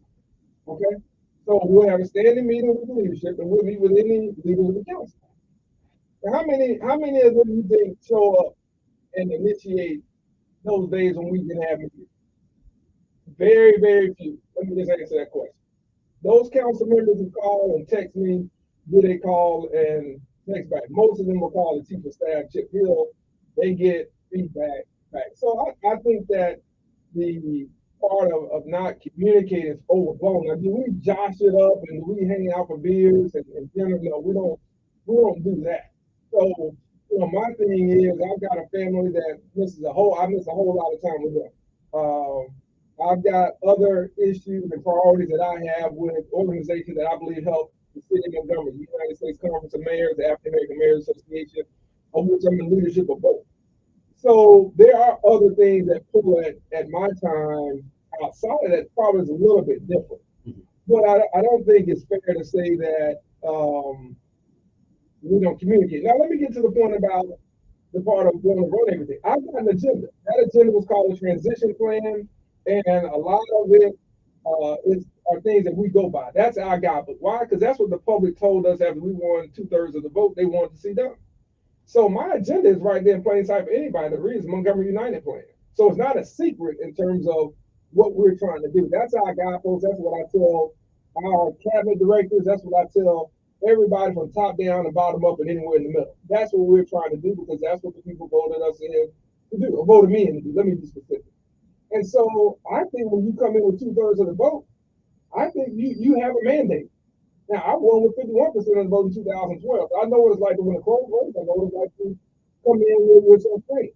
Now, for that, I think that we should come in with agenda. If I didn't have an agenda, Kevin, you would say, why are you going to be the leader? The leader's supposed to have an agenda. Now, what the leader tries to do is to bring those on board that he can, which we try to do. Some things people want to do, some things they don't. Citizens Review Board, that's coming back up. We brought that up last year. There'll be other things that we brought up last year. We didn't call for an up and down vote on these things so that people know where the council stands and where the council priorities are. But I believe that as the mayor of the city, as a chief executive officer of Cumulus Radio, chief executive officer of Computer Community, has to have an agenda and has to have a plan of how he wants to make that agenda be successful. Now, if that's called running, to me, that's called vision, that's called leadership, that's called, implementation and a process of getting to those things you told the public when you ran 4 years ago you were going to do. So nothing I'm doing is not consistent with what I said in 2018 and in 2019. I don't really even want to go here, but I gotta go because people gonna think I'm servicing you if I don't bring it up. Okay. So listen, I don't like what was tried to be done to you a couple weeks ago. I just find that very distasteful when you record something and put it out to the public for a price and shop it. I think that's low class. However, in hindsight, what did you learn from that experience? Oh man, learned a lot. Really that day, that day was, man, that day was tense. Really, that whole and that's when you first got in office, right? Yeah, I mean, that was June, right? I mean, that weekend, I don't know if I got any sleep. When we saw the things that were happening in response to George Floyd being murdered, in big cities, it was one thing. Okay, that was Atlanta, that was St. Louis, that was, San Francisco, far away, even one thing. But that weekend, things kind of got turned up in Birmingham and Huntsville. And so, really what was in Newport at the time, I mean, man, we were on top of things, right and left, chief of staff, fire and rescue. We were like, okay, and we were talking to community leaders as well, because we kind of wanted to know what the pulse was in the community. And so, I was probably on team and probably from late Saturday night, I think, when I saw the stuff kind of break out in Birmingham, Sunday or so. And when I kind of saw Huntsville, Huntsville was going through some stuff, Mobile, and I was like, okay, this is serious. It is here, and I get it. And the thought was, all right, what do we do? How do you respond? What do you try to get out? I didn't have a plan for this. I haven't been around the riots of the 60s, the civil unrest that took place even in other parts of even after Rodney King. And so, when you think about what was happening, I was texting mayors all over and on these text threads and so forth, and folks were just kind of saying what they were doing. And so for us, the level of tension, anxiety, everything else was at an all-time high. And I think what we decided to do was to try to be proactive and take our message to the kids. And in doing so, there were a whole lot of guardrails that were set there. We wouldn't normally do a stand-up speech at a place without allowing my security details still didn't like it and doesn't now. There's a lot of protocols that just weren't done and things that just were out of control of if something goes left. So I think, in hindsight, I think when you're in a situation like that, you got to make sure you maintain your cool and your composure regardless of what's going on. You also have to, I hate to say this, but you also have to assume that not all people will have the purest motives in mind for during a time like that. And then I think for me, there has to be a time when I usually, 7 months in, where there is a better use of judgment. What not only what you do, but what you say, much less how you say it. And from that standpoint, that was the immediate takeaway for me was you came in on 10 because you're real time getting things either made from TV and everybody else about what's not only happening in Montgomery, what's happening around the state, and then you're hearing from the private business community concerned about their property downtown, concerned about property in the state and other retail areas. So that's what has been happening from the West Coast to the East Coast. And I think the takeaway, for me was, hey, you gotta make sure that a conversation goes away that it's immediately cut off, regardless of if somebody thinks you're getting up and walking out, you're expecting whatever. Something is said that's out of line, you cut that off immediately. And you also have to make sure that you stay level any of the conversations that you may have around specific topics. And I think that was the takeaway, for me. And certainly there's a threat that the private conversation was recorded and was made public. But that's I don't know. But there is one, and a lot of people had a concern about the comments about Maxwell. As a military man, sure. Listen. You were thrown in the hot fire there, and I would imagine that you were being pulled from pillar to post, north, south, east, and west, and all of that stuff. But now you tell me if I'm wrong. I don't think you had just gotten in office. Do you regret making some of those statements now that they've been out about Maxwell? I mean, I know you were partners, and I know you agree with them being here and everything like that, but that was kind of a... Well, you got to understand that comment wasn't given the full context of that conversation. So again, you had a lot of cut and pasting in there. Well, I didn't know that you could do it that long, that fast. I said, well, trust me, I did. But again, politics is a contact sport. I grew up in it. When you get in, you're gonna take some hits. You got to be able to give something back. All right. And so, by and large, you just have to take those things with it. And that there are forces out there that don't agree with our agenda, don't agree with our plan for the city. But certainly relates to Maxwell. Maxwell leads our effort of federal funding. We have passed legislation for military spouses.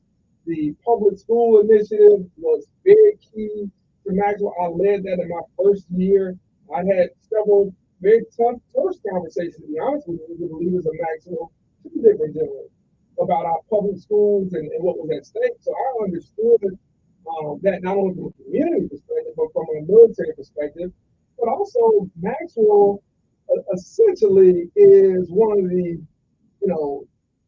it's one of the foundations that we want to make sure we stay on the good side of it. State government is another. I don't take that for granted either.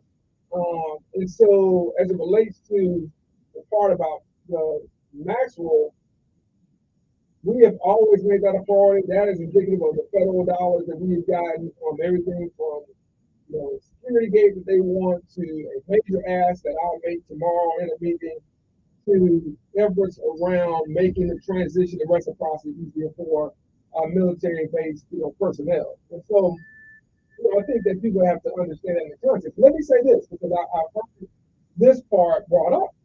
One of the things that had been brought up from the community, and not just when I was running for mayor, being around here again, well before elected office, was that Max was kind of an island to itself. And it's not just Max, it's a lot of military bases. And one of the things that I had again, some very frank conversations with several of the ships and leadership was getting the community more acclimated to the military base, getting the military base back acclimated in Montgomery community. And several of the Air University commanders and generals out there, we had those conversations of how you go about doing that. And there was an acknowledgement there. And just last week, General Tullis mentioned at the AUM breakfast, making sure that the military was more involved, asking for support. So, that was, again, those conversations that I had, even again, before becoming mayor with those generals about, hey, there are a lot of people who don't know anything about the base because really the base is all business. And one of the stories I told one of the generals was, I remember being run out of the gym. But he would go out there on Saturdays playing basketball. Sure. Look, my boy's dad did, so he got his own base. But I said, so it was always kind of a thing of, you don't belong here. And I said, well, for a lot of that's kind of true. But you want partnership, you want collaboration. and they're doing it. They're doing a great job of programming and bringing people on base and taking, the military off base and back into the community with education and other areas like that. But I think for that part, let me tell you something.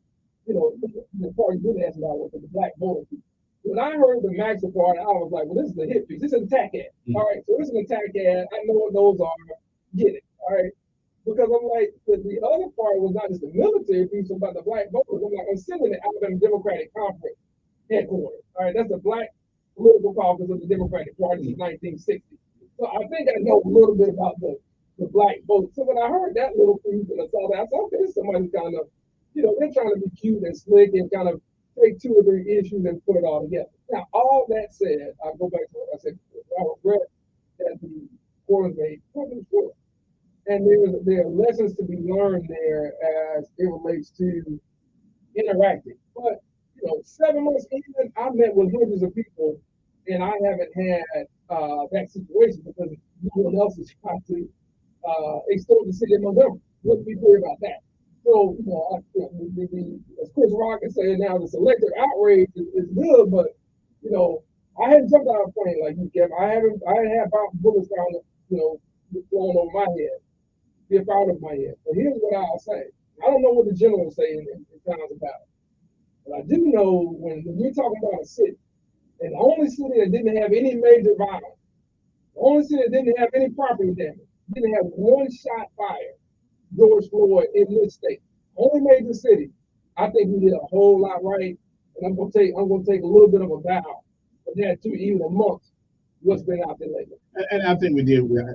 Again, I think now that and the city was a part of it. Now that was a big part of that. That painting the thing downtown in the city square. You don't like public art? Not on public property. Well, we got public art. We got murals and some other art in the downtown. Okay. We'll be back right after this.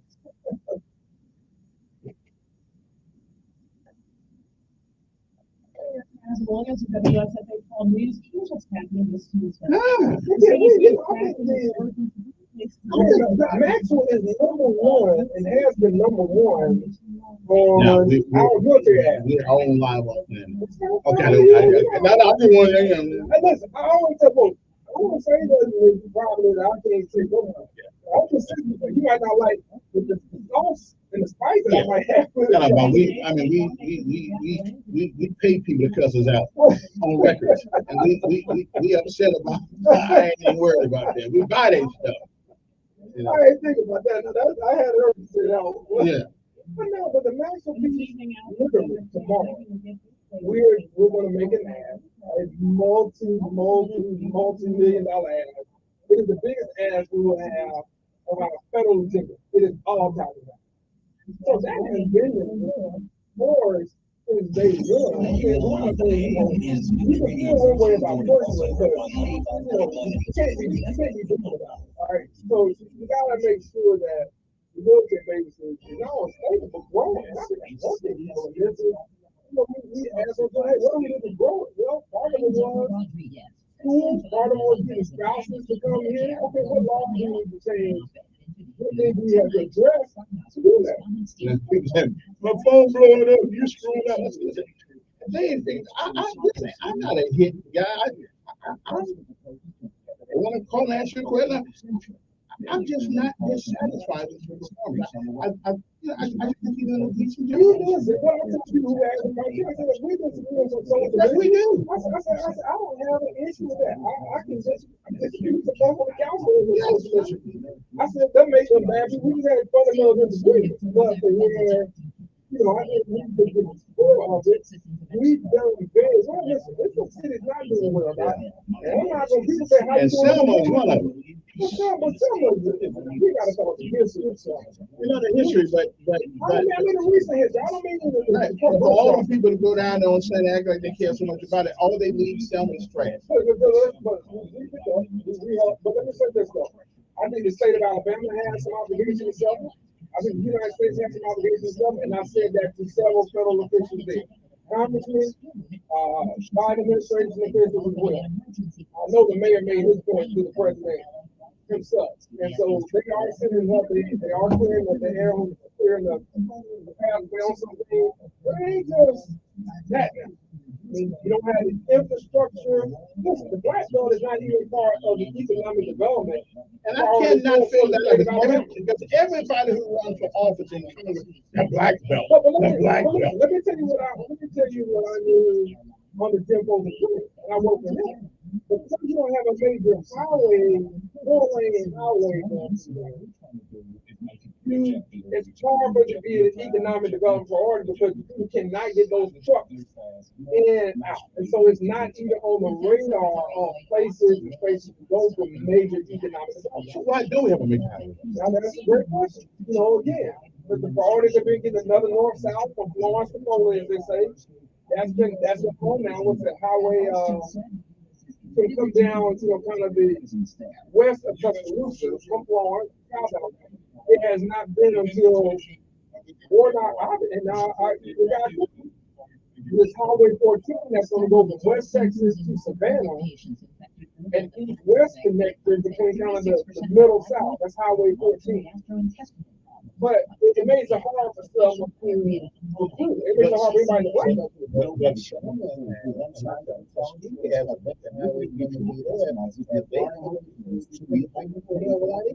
I agree with you. I agree with you on that. And I think there are things that I've talked to Mayor Haywood about. Let me say this. You asked about race. Montgomery never included Tuskegee and the Black Belt in this economic development. We call it Tri-County. Why don't we just call it Tri-County? Why was it just Elmore and Tulsa? Why wasn't it the other neighboring counties around? So we feed everybody out of one place. Well, a lot of cities do. A lot of cities do. And a lot of metro areas, I don't care if it's Middle Tennessee, I don't care if it's the Raleigh-Durham area, a lot of places, we ain't Birmingham. That's why it's Birmingham. So we're now developing a regional approach where I work with the Stephen Mayor, Tony Haygood, Auburn Mayor Ron Anders, about I-85 corridor, University, Chips, and Science and Technology. And then you work with the Black Belt, and if I had time, I would share. Ambassador Andrew just shared this with me 2 weeks ago. He said Selma was punished because of the leadership and the federal government pulled out of Selma. Everything else pulled out. It's long before they had a black mayor, by the way. For those who want to point to that, all right? But this point is, there are things that we can do regionally, which is why we had that Black Belt mayor convening last year about going international for investment dollars because they got the land and it's cheap and they got a lot of it. And there are a lot of places where you can't. You don't have the climate, you don't have the land, you don't have the cost that you have in the Black Belt. So we have to think through those things, and I'm listening at the both James Perkins, Mayor Selma, and Congresswoman Sewell. What irritates me, we always talk about broadband. I mean, even y'all want to talk about another study. How's the study for? Another study? Well, that's what they put some money for it to do another study for broadband. Well, we hadn't done a study. It's not no. It was done. It was done a few years ago. No, that was the study. That halfway study. Wait a minute. We know we need broadband in the Black Belt. We know we need it. So let's just study it. But when we talk to the NTIA, the National Transportation Information Agency. Oh, Buttigieg, hell, he don't know that either. It's under Buttigieg, former Chattanooga mayor. He killed me. I don't have the brains. Former Chattanooga mayor, who's heading that up. We have to map out our streets, neighborhoods, communities, and cities in order so they will know where to lay the fiber and where to go with it. Buttigieg trying to get laid out.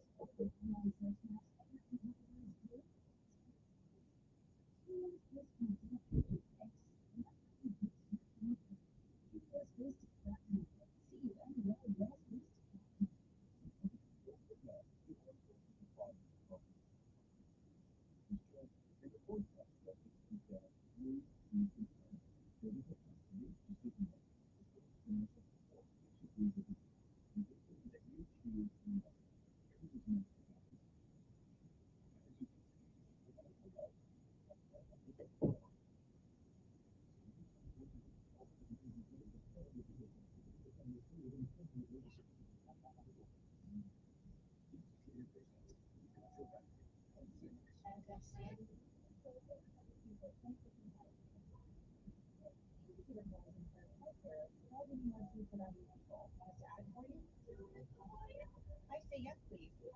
They were right. But you may ask, because Joyce is making it so that she's hungry.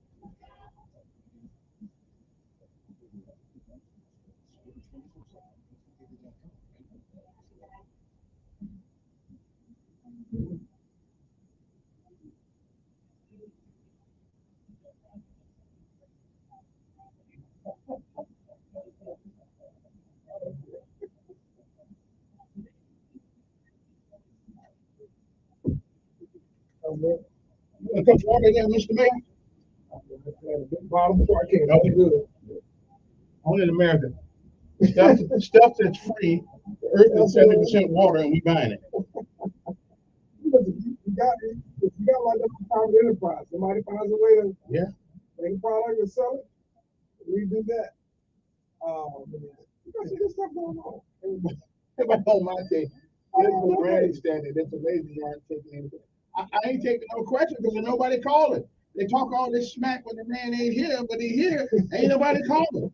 I'm not gonna do their dirty work. I'm gonna get my dirty work out of the way. So we've worked on the city for the last 2 years, so I mean, again, y'all can call in. Y'all can call. Don't put me. I ain't that pissed off at the mayor. We good. Until when he's trying to bring this NDO thing back up, which I know it's coming. But we're gonna fight on that one too. That's all right. You know, I won the first round. Well, you won the first round. That's fair. Okay. That's fair. You was right. I said, you got $1.7 billion for economic development out of that. Why you didn't India? I said, do you ever think you got 2.5? I'm just saying. Let's keep that in mind. All righty, we are back. Our numbers are 860-1440. Now listen, the mayor's here. You guys can call him. Well, that's up to you guys. I don't play. I don't fight. I got a hard enough time fighting my own battle. I and the mayor have some disagreement, but fundamentally, I'm not in a disagreement with y'all. You know, I think you did a decent job. Decent. Wait a minute. Well, decent. Decent is like a C. You I can't hear myself. All right. So decent is like a C. Now I know you're satisfied with C, Kevin. Well, I didn't go to Vanderbilt or Morehouse, so C is pretty good for me. Yeah, see, the fact that I got out of there was good. But the other thing too, it does seem that you and the Morehouse boys trying to take over the South. Hey, well, you know, we are called to do what we are called to do. Yeah, you know, we got to do Senator over there in Georgia. Yeah. We're representing and Senator Warnock. Yeah. Who believes in abortion and killing babies, but we're gonna leave that. And he's a preacher, but we're gonna leave that alone. It's a lot of this. Again, Yeah. I said before, everybody is pro-life and be pro-life now. I miss that sometimes in that discussion. But I'm gonna take Charles. Somebody wants to talk to the man. Come on the air with the mayor. Good morning. Good morning. Good morning.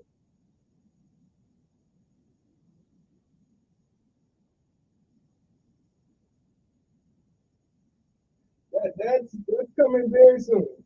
That's coming very soon. We've been trying to get some things off the ground in part this year with the city and some of our goals and objectives before we got into campaign season. But again, I think we got the campaign wake-up call a couple of weeks ago. So that meeting will be fast forwarded now a little bit. That timeline, I should say, and we'll get on to talking about what we've done the last 2.5 years and what we hope to do moving forward.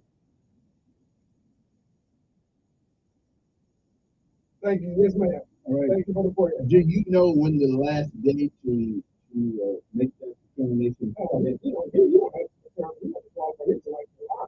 You can call up to the last minute. I mean, it is maybe 30 days out, 45 max.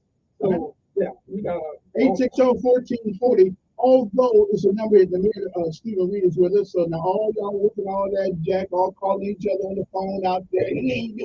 Listen, I don't fight everybody else's battle. I got a hard enough time fighting my own battle. Well, let me ask a question. Yeah. What are we not doing? I mean, I know what we're into to one, but what do the listeners? Yeah. What do they share? We're not doing that. And y'all can ask the man himself. He said me right here. He's rare to get him up here. He don't be watching these things. I'm here. Look, I'm reading the kid. Have you done reading Parliamentary? They haven't asked me because I'm not a Democrat. What? Yeah, but right. I'm not a Democrat. So, yeah. And you even reading I got to be a Democrat. Oh, you know, no, I don't want to hear that. I don't think you ever taken no call. Yeah, I don't mind. Good morning, your name is there.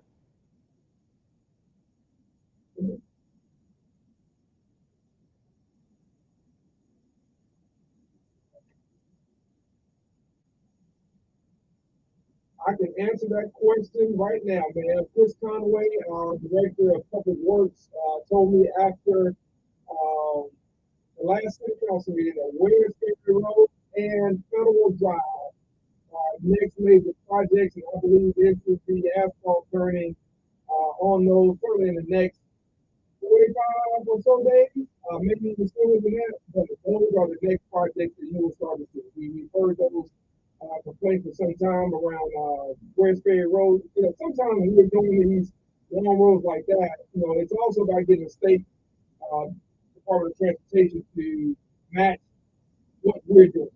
And it's a process that I've had to become educated about because I thought the things to do with our council, not being aware of all the parties that are involved with some of the long roads, in particular, Federal Drive, and others like West Ferry Road. That is in the next two of the major projects. And so that will be happening this spring. That I feel very confident with some of that happening last year.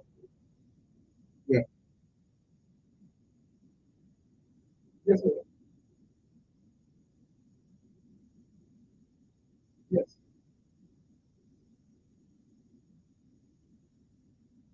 Man, I gotta tell you, that has not been brought up. I have not thought about that. It's not been brought up. Doesn't mean that it can't be. Now, at some of the communities, it's important to note that some of the schools, the Montgomery Public School System has a plan to enclose many of the gymnasiums. And so I spoke with Dr. Melvin Brown last week about working together on that, and we'll be setting up a meeting. If it's not later this week, it's early next week. To meet with all parties, so we're not duplicating services. The city doesn't need to build a community center at a school if the school is going to do its own work on the gymnasium. And so we're trying to make sure that we're matching where the needs are and where the improvements need to be made, so the city or the school system can all work together on that. But I think that question would be very good to ask a member of the school board about whether or not the elementary school is going to enclose that gymnasium, which I'm pretty sure they are, because I think all the elementary gymnasiums are going to be enclosed under their current plan. Okay. Somebody looking out for your health. They said with all the spinning you're doing, when you stand up, you should be careful that you don't fall. Wait, I missed the punchline. What is that? Well, you know when a man spins around, so when he gets dizzy. Spinning. Oh, Yeah, spinning. spinning. Oh, I Yeah. said spinning. I like that one. Good morning, you're on the air. Good morning. Hey, Ms. Bryars.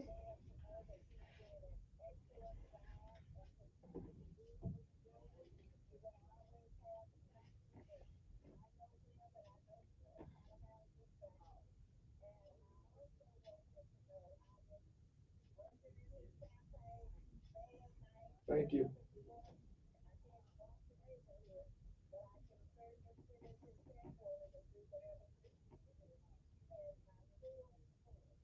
Okay. Well, thank you, Ms. Bryars. Now that's coming from an educator and counselor and school board member. Now, Kevin, I'm going to take her evaluation of me over yours because she knows how to evaluate. I ain't mad at you. I ain't Thank mad. you so much, Ms. Bryars.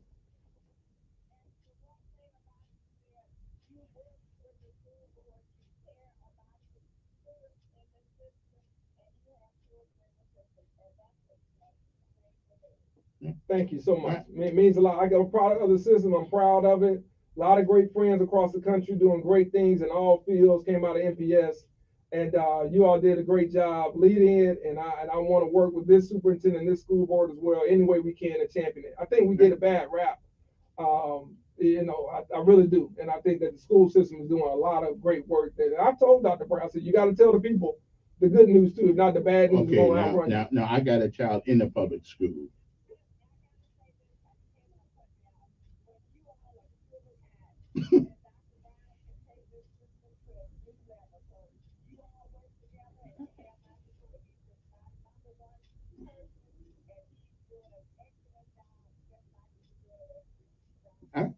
All right then. Thank you. Appreciate it. Yes, ma'am. Thank you so much. That means a lot. Sound like there's a check in the bank somewhere. I'm just gonna look this up. One more call. I got to take a break. We'll be back. Our guest is the mayor of the city of Montgomery, the Honor Roll, Stephen Lewis Reed. Good morning, on there. Yes. Mm-hmm.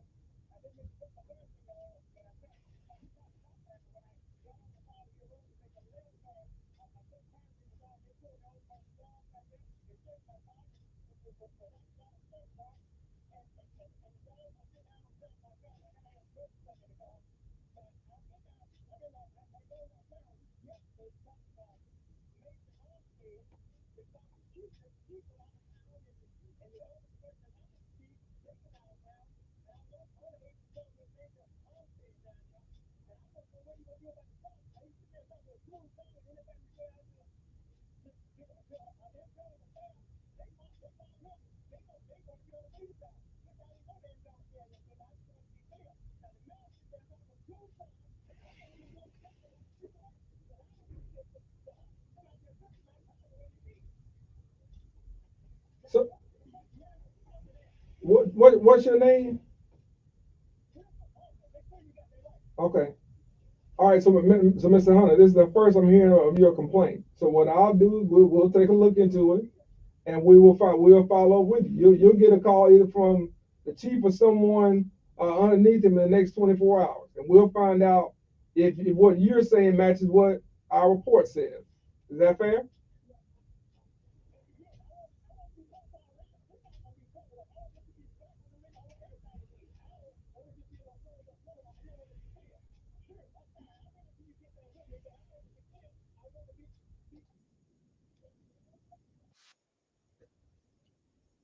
All right. That's fair enough. I appreciate you calling, bring that to my attention. I got to take a break. We'll be back. Our guest is one, Mayor Stephen Reed, Richard in Montgomery. That's what I'm talking about. Y'all just He's gonna be dogging me. Blaming him. Who's that?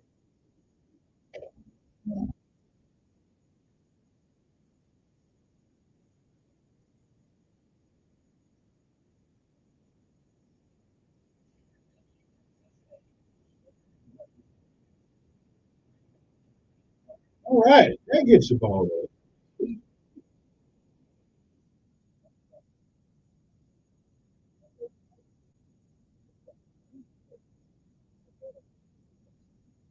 rolling.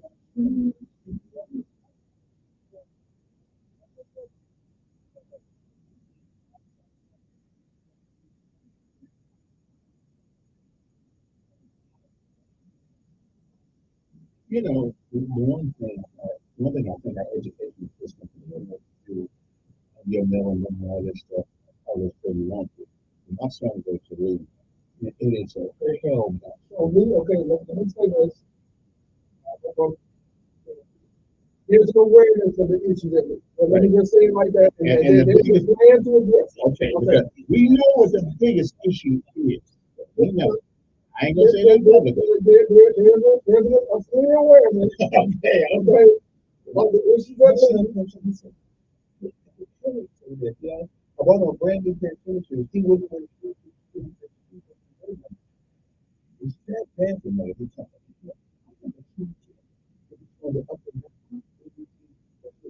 You think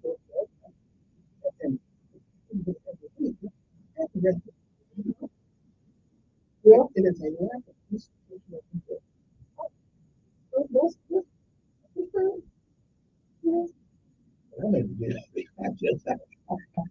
And I'm not in school every day.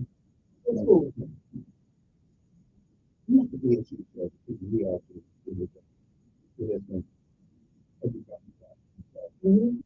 and we got out. I was telling about being more educated and I know the news down on it.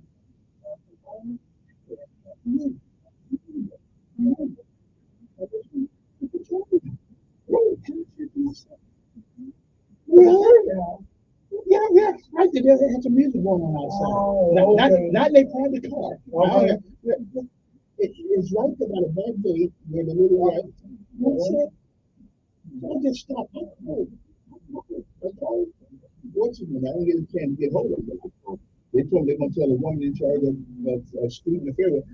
It was a shame. It insulted me that here we are on an institution. I would almost dare to say you won't see that going on tomorrow. Well, listen, I think that I tell you, we talk about police and public safety and we're having to adjust to a different generation. We're supposed to make the standard, not bring us down to theirs, but bring them up to ours. I agree, but I think initially what we have to do, we got to get them in first, right?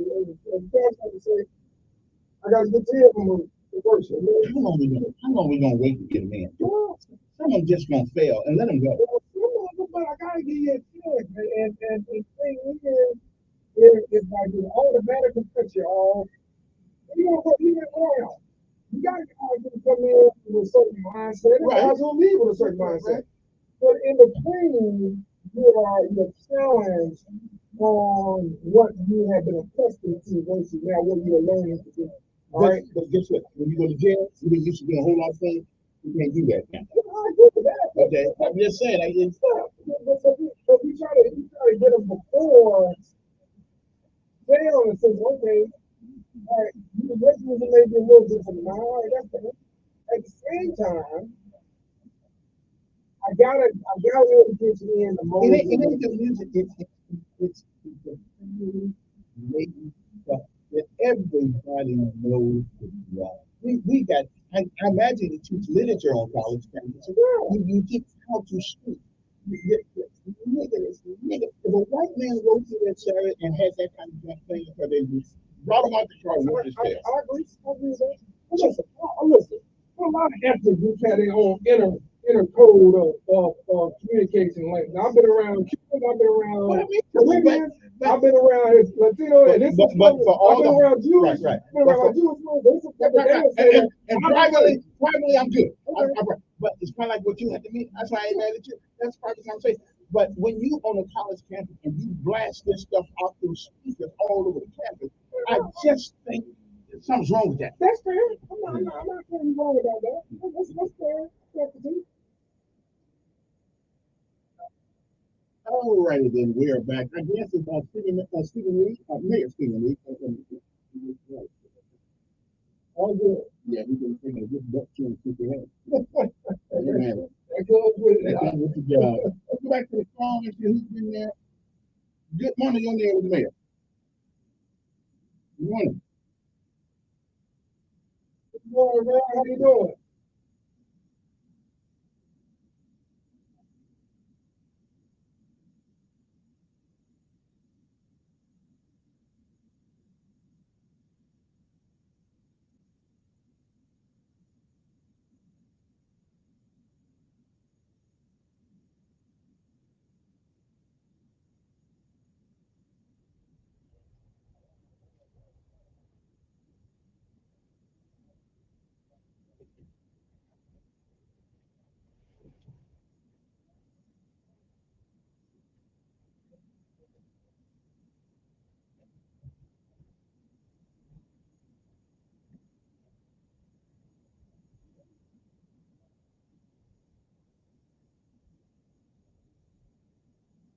Mm-hmm.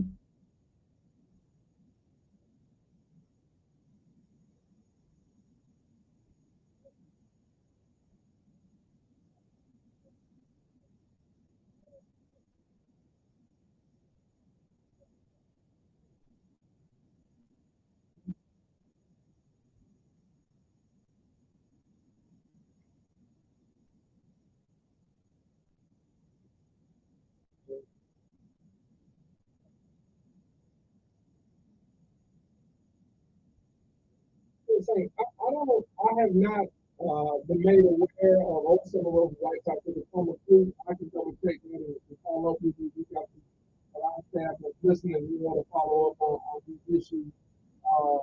I have not, the thing has not been done, but I had to, I think that one would have stood out to me. I hate that I would have missed that if it was planned.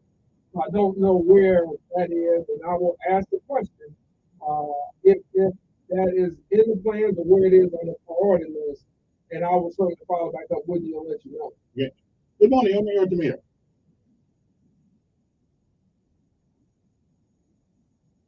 Thank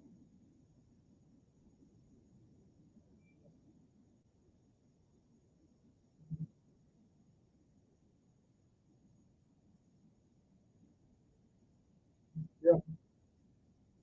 Yeah.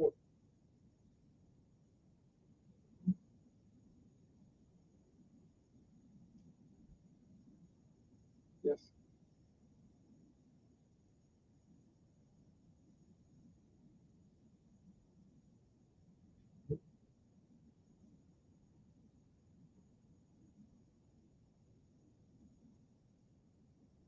Listen, I absolutely do.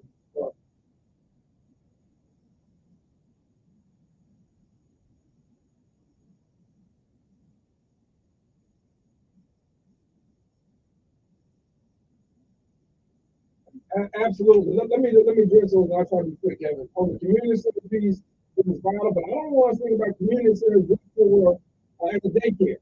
All right. I want us to think about community centers as truly a centralized place where people in the neighborhood can come and get everything from financial literacy to health and wellness information to job information, access to high-speed internet for those high-speed internet for those who may not have it, and computers and laptops. So one of the things that we're trying to do is to make sure that the community centers are not the community centers of the 80s and 90s, because my sons don't do what I did, and many of our kids, our daughters and granddaughters and grandsons don't do what we did.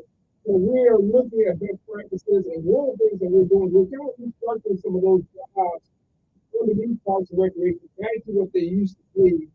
So they pay a little bit more. We can get the quality leadership in the community centers to really take ownership. For me, I remember back in the days of Mr. King and others who ran the community centers, and they were stalwarts in the community, almost are more well known than some of the major officials because we all went there.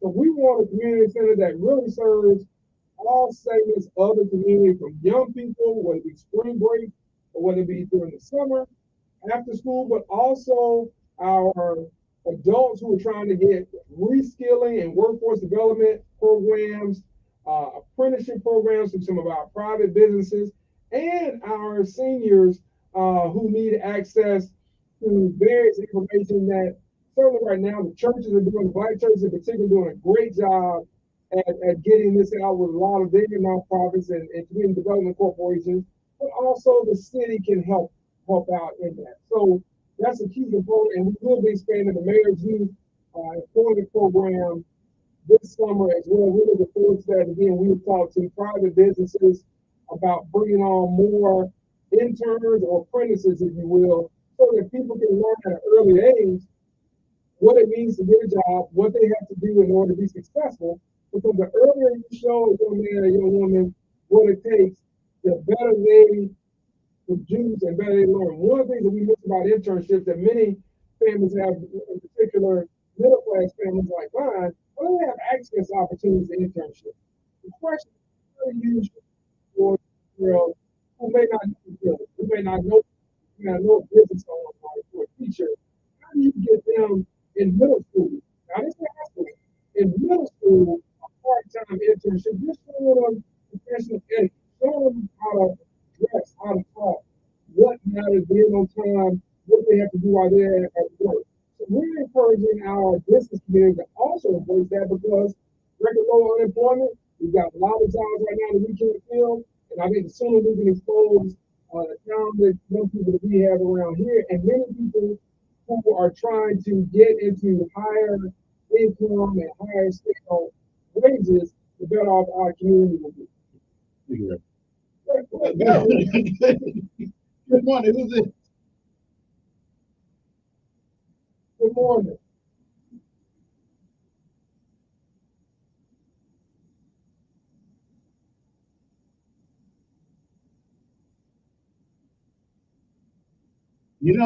I agree with you. Well, you know what? Now that he has assumed the position of Queen City Commission, we're going to see that he can really back up his talk with action.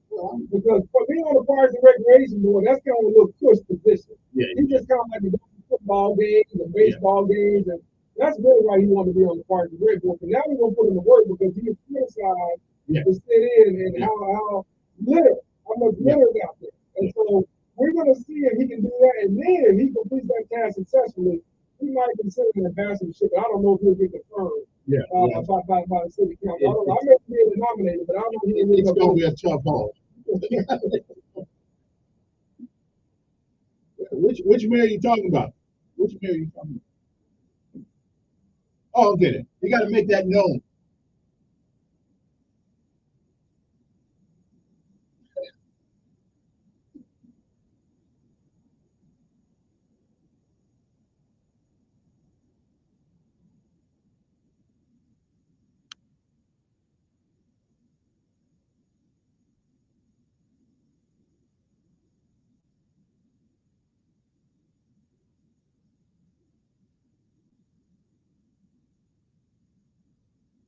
Thank you so much. Point well taken.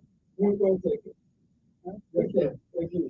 I'll take a break. We'll be back. Well, you do have some good news. I said good news. We go to break. Yeah. I mean, you rarely come up here, so I'm going to stay as long as you want to. If you can stay as long as you can talk over, we don't have some here. It's called death. Yeah, it's called. We'll be back.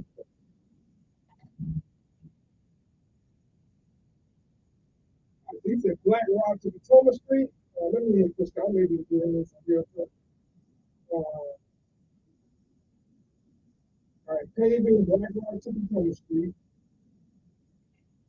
Old Summer Road.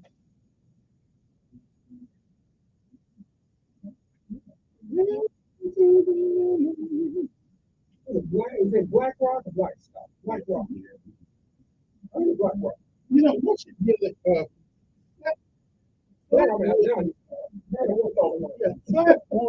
Flatwood is not part of the city of Montgomery. It's not.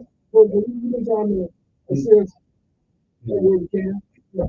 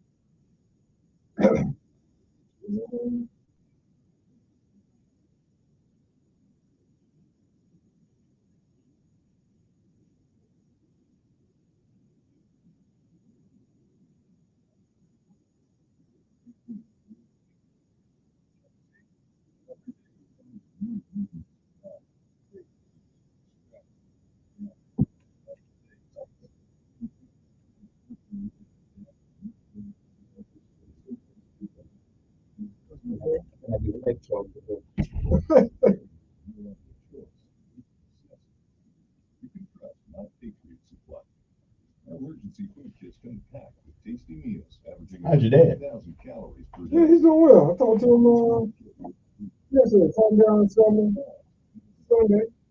I see your mama when I left over the Thompson Conference. Oh yeah. Yeah, but she don't know it's me. You know, my mom is losing her eyes. We have a relative. My grandmother had it. She got it, and it's and so one of the eyes, she is not all of it, but she can't drive it. She doesn't like it. But this just can't do that. I said, look, you right now, you just go move around. You over 8 years old. I said, shit, Trying to drive. right. I'll take that any day of the week. Yeah. Learn some Sunday.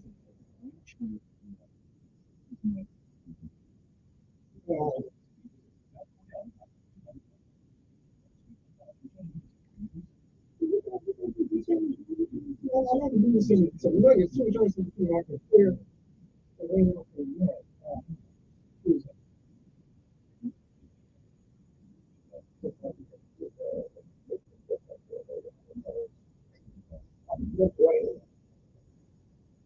Well, you can't read something about me. All I gotta do is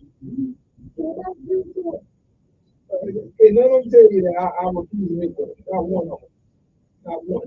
There's a couple of them. I'm telling you, they cannot say I refuse to make them. Not a single one. A couple of them said that, mention in action. But you know, somebody gonna say when two elephants get to fighting, I don't need to be in the room. No, but I ain't got no. I do have an appreciation somewhat of you and the boys getting together and trying to run the South, but on the other hand, y'all have a tendency to forget about those regular folks out here. Yeah, you do. I don't know. Now, you want something with a plate picked up, you know, or somebody sweep the room out, you think about it. Yeah, look, the policy is for the regular folks. Y'all still don't understand Medicaid. That's what North Carolina is about to do that. I should switch it to Arkansas yesterday. It's not that we don't want to expand it, but once it gets expanded, where does the money come from to fund? Where does the money come from? We got to find war, Dennis. I'm with you. At some point, if we take the money from Medicaid and every place else, we fight the war. We just make some money. Yeah, we just make money. That's what we do.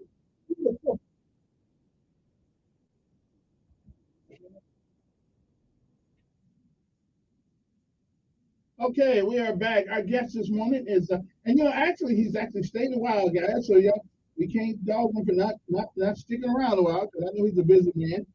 So he is standing around to take your calls and comments. 860-1440 is the number. Our mayor, Stephen Reed, is with us this morning. So let's go back to the phone and see who is there. Good morning. You are on the air with the mayor. Hey, how you doing?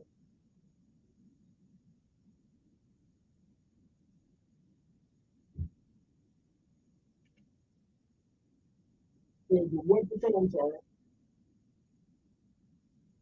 Oh, the motorcycle group. Yes. They will come back. We got a couple of issues right now where one, manpower knows who is trained to get on a motorcycle, and two, I think they were discussing which motorcycle we were going to use. Our chief of police was a long-time motorcycle officer down in New Orleans, and he's very particular about that. And so I'll leave that to his call, given his experience and what he came into the room before he was down at NOPD. I do expect it to come back, and I am hoping that we'll be able to get more officers trained for those motorcycles. We figure out all their be whatever else decision it has to be on that.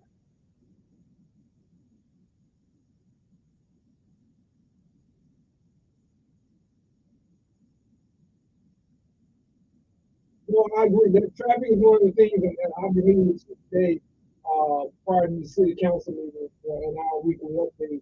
And traffic is one of the things we always touch on. I will say this, but I don't know anybody to we didn't talk about it before. We are up homicide.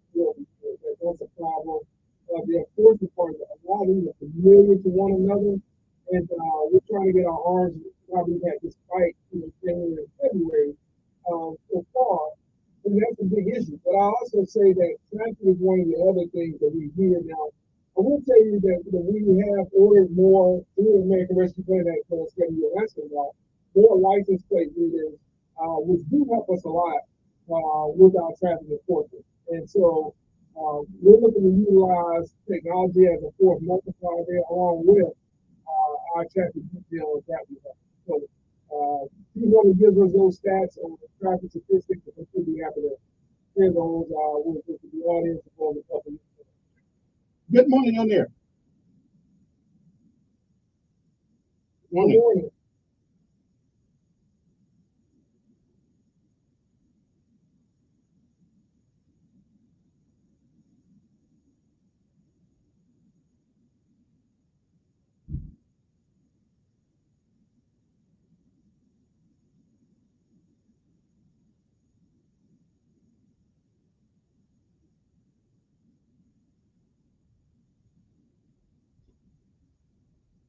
Okay.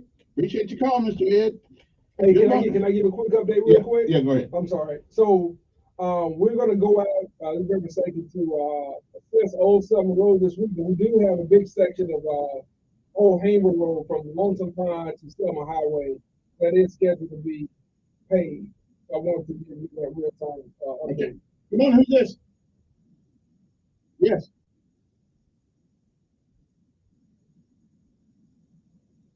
Lip gloss.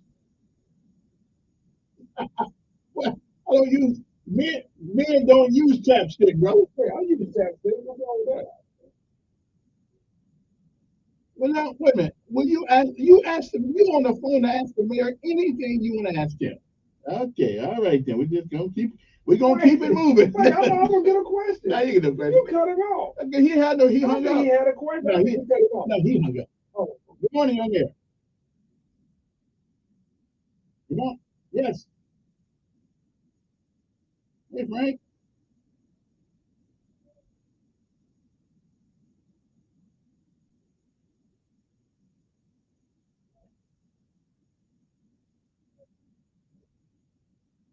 Mm-hmm.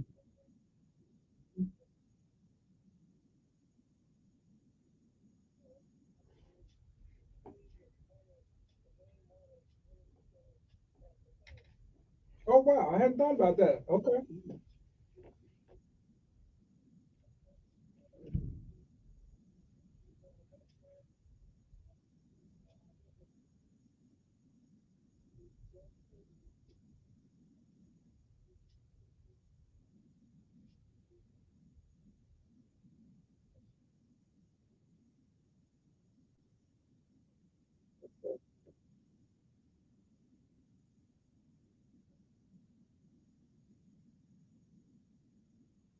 Yes, sir. Yes, sir.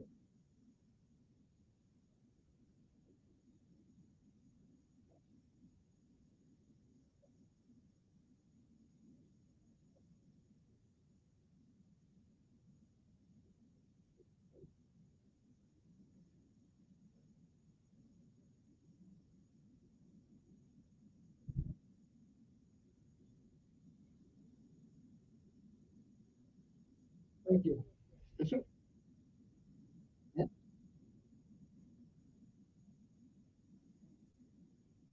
Yes, sir. Yes, sir. Thank you. All right. I appreciate that. Appreciate it. 860-1440. Let me get this call. Yeah. I know when people keep saying that I ain't trying to get you to it. You know, so, yeah. I'll give you the last 3-4 minutes and then we can get moving. Good morning. Who's this? Hey, Ed. Pretty good.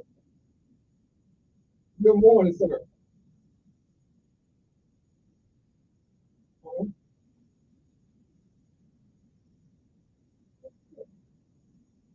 Uh-huh. Mm-hmm.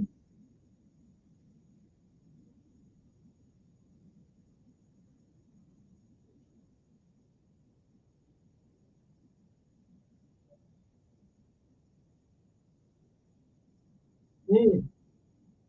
Yeah, yeah.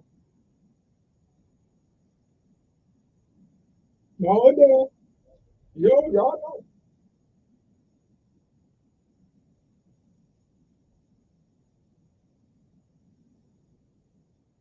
Mhm.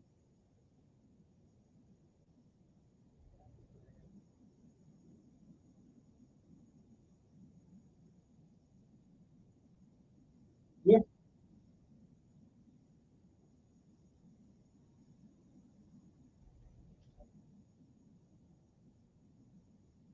I completely agree.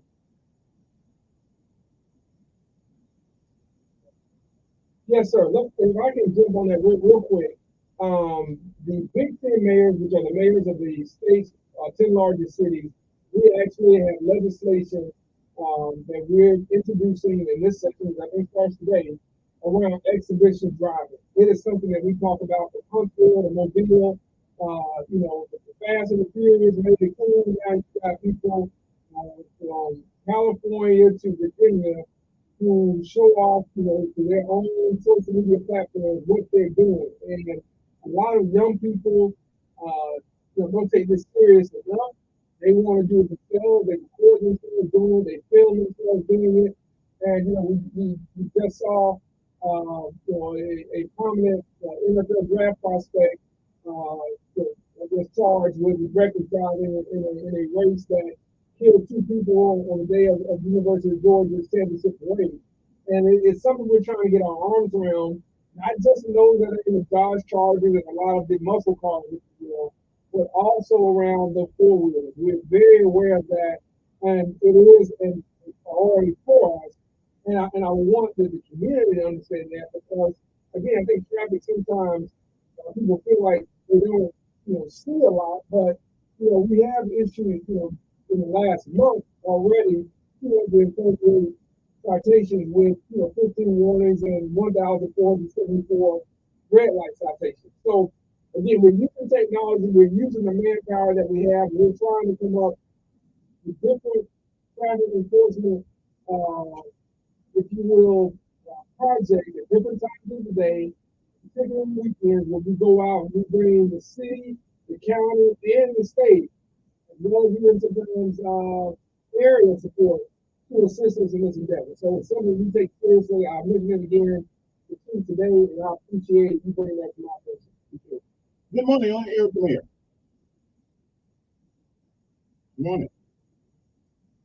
Good morning, sir.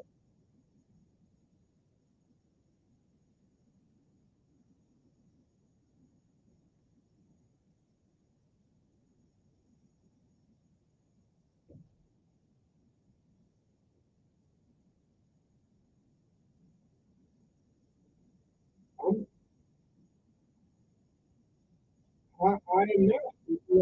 ICTF, I hear a lot of acronyms daily, but that's not one that I've heard really not recently. So I have to check on that. And is it between the city or is it coming to, is it coming, oh, I'm sorry.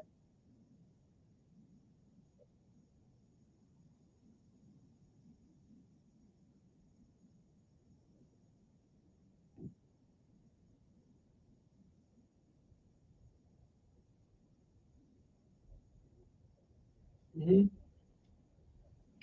Oh, okay, the intermodal facility. Oh, okay, okay. Now I got you. Got you. Okay. So, yeah, let me. The intermodal facility is a major, major deal. I can't express how urgent that is. Essentially, the intermodal facility is a inland port, right? So it's a place where the state wants to be able to take freight off out of the Port of Mobile, get it on CSX Railroad, right up to Montgomery. We will have not how many 100,000 square feet, but it will be over 2,500 jobs. It is a major driver of the Mana Beverage Project and some other initiatives that we're working on, even related to the airport. Our goal is to utilize that space to help turn this part of Central Alabama into a freight and logistics hub. So with so many people now using online methods for shipping, everything from food to supplies, there's an overload at many of our major ports, whether it's Savannah, Mobile, all the way out to the West Coast and up and down the East Coast. So this inland port will provide 2,500 jobs that will store freight and allow more traffic into the Port of Mobile, which will allow for more revenue for the state of Alabama, and thereby generate not only jobs but economic impact. And our goal is to utilize that to pitch freight carriers, whether it's DHL, whether it's UPS, FedEx, and others, Amazon, that our airport and our centralized location can help us be the freight and logistics hub of the Southeast. That is a goal, and that is a point around a lot of things that are going on with the airport. There's some back and forth there between the city and maybe the mayor's office and some things at the airport. But the goal is to grow this beyond 2,500,000, and I look no further than the folks who were involved in the building of Hartsfield Jackson Airport in Atlanta, who have told me that's a golden opportunity and one we ought to jump on because of where the freight and cargo business is right now, and more importantly, where it's headed. We have this great opportunity because of the inland port, and I got to give a shout out to Senator Richard Shelby, who really brought the bacon home, literally, to make that happen. Without Senator Shelby being on the appropriations committee, we don't get that project. And that's one of the enduring parts of his legacy. There's a lot of that, but he was the key deal closer in making that happen, and it impacts not just the Port of Mobile and not just Montgomery. It impacts the state of Alabama in a major way that will outlast any of our political tenure. What he has done, and hopefully doing what we can multiply off of that. So great economic development project. I'm sorry I didn't quite get the acronym, but that intermodal facility in the port, same thing, freight and cargo, we'll store it, then we'll ship it and get it distributed, and we're going to build off that, and we already are for some of our projects. One more call for you, then I'll give you the last words. Good morning on there. Good morning. Good morning.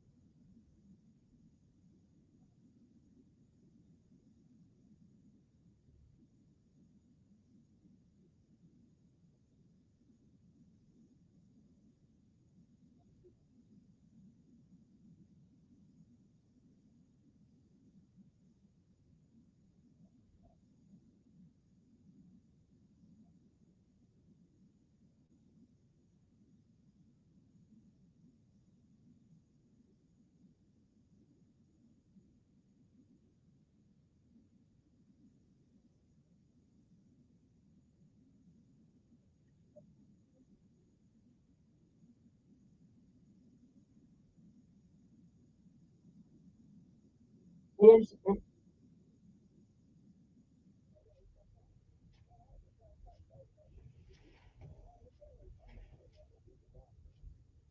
I'm sorry. Number one, you had that interaction, and I think too, there are some things that we can do to better educate folks who are utilizing scooters. And there will be more of them downtown. That was passed by the city council, and we're a big advocate of that micro transit and those forms of mobility.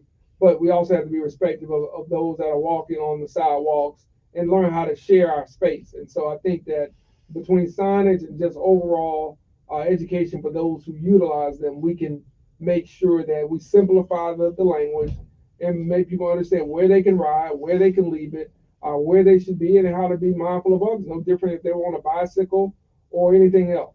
Okay, one more thing before I give you the last word. A few months ago, you guys passed the law. I thought you passed the ordinance where people with a guitar or whatever the case may be can come downtown and just, rather than beg for money, give us some entertainment around the square and all that stuff, and they could get donations, things like that. Yeah. Is that still in? Absolutely. I love that kind of thing, actually. Yeah, it's something that we wanted to do for a long time, and we have, and I think you'll see more of those buskers out there. That was called a busking ordinance. Okay. The council passed, and I think you'll see more of that now that it's spring, and now we've got a lot more activity, conferences, and things along those lines downtown. But we'll also be bringing a lot of things to the community too. So I'm excited about that. That's part of the good news. You waited to the last 3 minutes to give me, so I might have to come back and do a part 2 and just do a good news session. Just make sure it's like this year. Well, I come when I'm scheduled. Okay. We do what once every other month. I mean, every time I see you, you're in DC. No, listen. I ain't mad at you. I'm not. Listen, I'm gonna go where the money and the power is. Okay. Now look, y'all don't want to bring in revenue, and y'all don't want gambling in Alabama. I love gambling. Y'all don't want some of the other things that will help us have more revenue in the state. So listen, the state is going handcuff itself, then I'm gonna go where they're passing out some money and go get in line like every other man. The one thing I always ask Mayor Strange to do, give these kids a break on traffic tickets. Why can't we just clear that out? We're doing a municipal court audit right now. We'll have an announcement and findings of that probably by end of April. And we'll be announcing not just clearing out traffic tickets. We'll be making some other announcements about some other things. Okay, good. Even in the Bible, the guy said after 7 years, let me go. Now look, don't encourage those getting out of high school. That they can just drive. I'm talking about the ones I'm talking about. We ain't been in high school a long time. Okay. Yeah. We'll bring all that.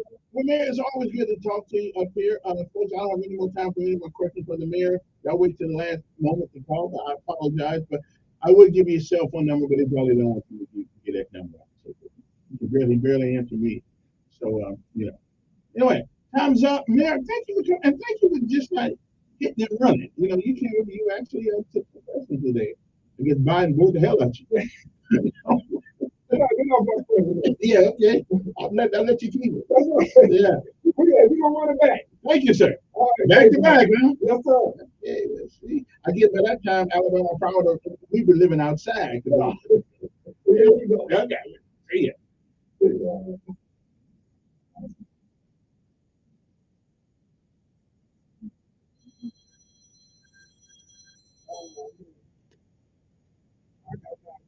I gotta roll this. We'll surprise them one day with good news. Yes, sir. Yeah, I judge had a judge down there, which to requested. He was I had a guy that had about $5,000-$6,000 for years. He just been getting one after another, and he would come work for me sometimes, and then he would get the night with a $75,000.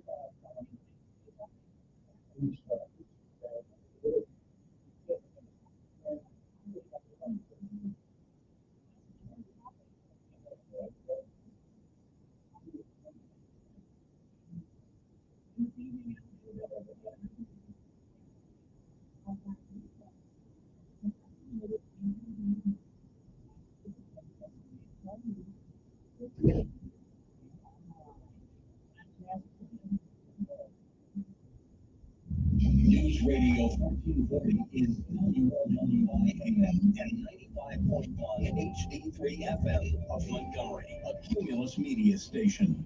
I switched to Boost Mobile and got a free Samsung Galaxy A23. I love the best part. It was free.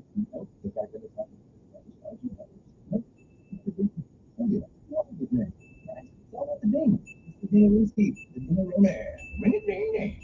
Unleash your power to save with Boost. The free Samsung Galaxy A23 5G phone will be switched. Boost will unleash your power. And the ding. Look at the time. You've got your available to let nothing on good.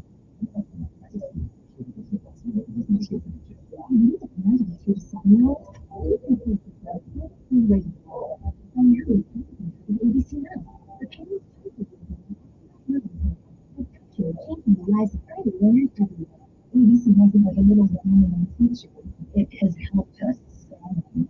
Maybe a little bit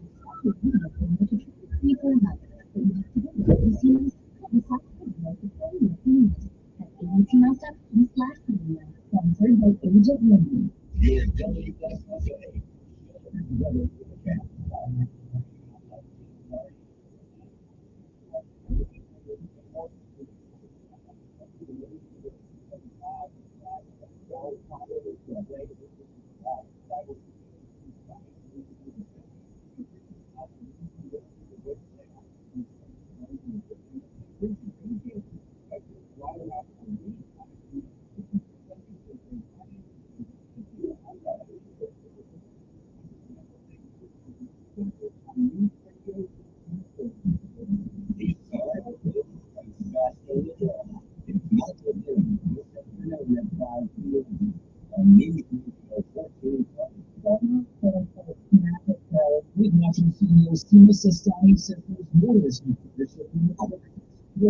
About addressing a chronic condition in the same way that one might think about high cholesterol or hypertension.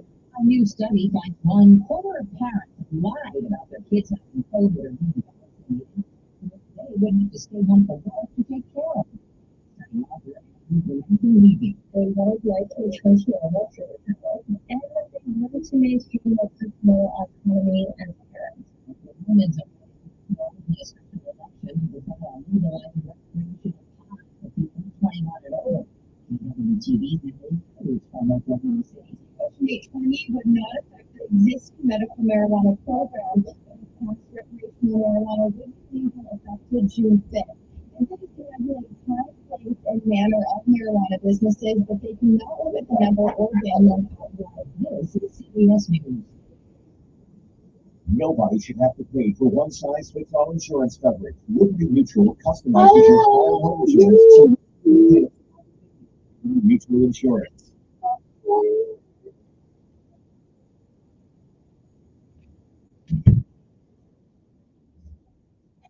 Hey guys, this is kind of good. I can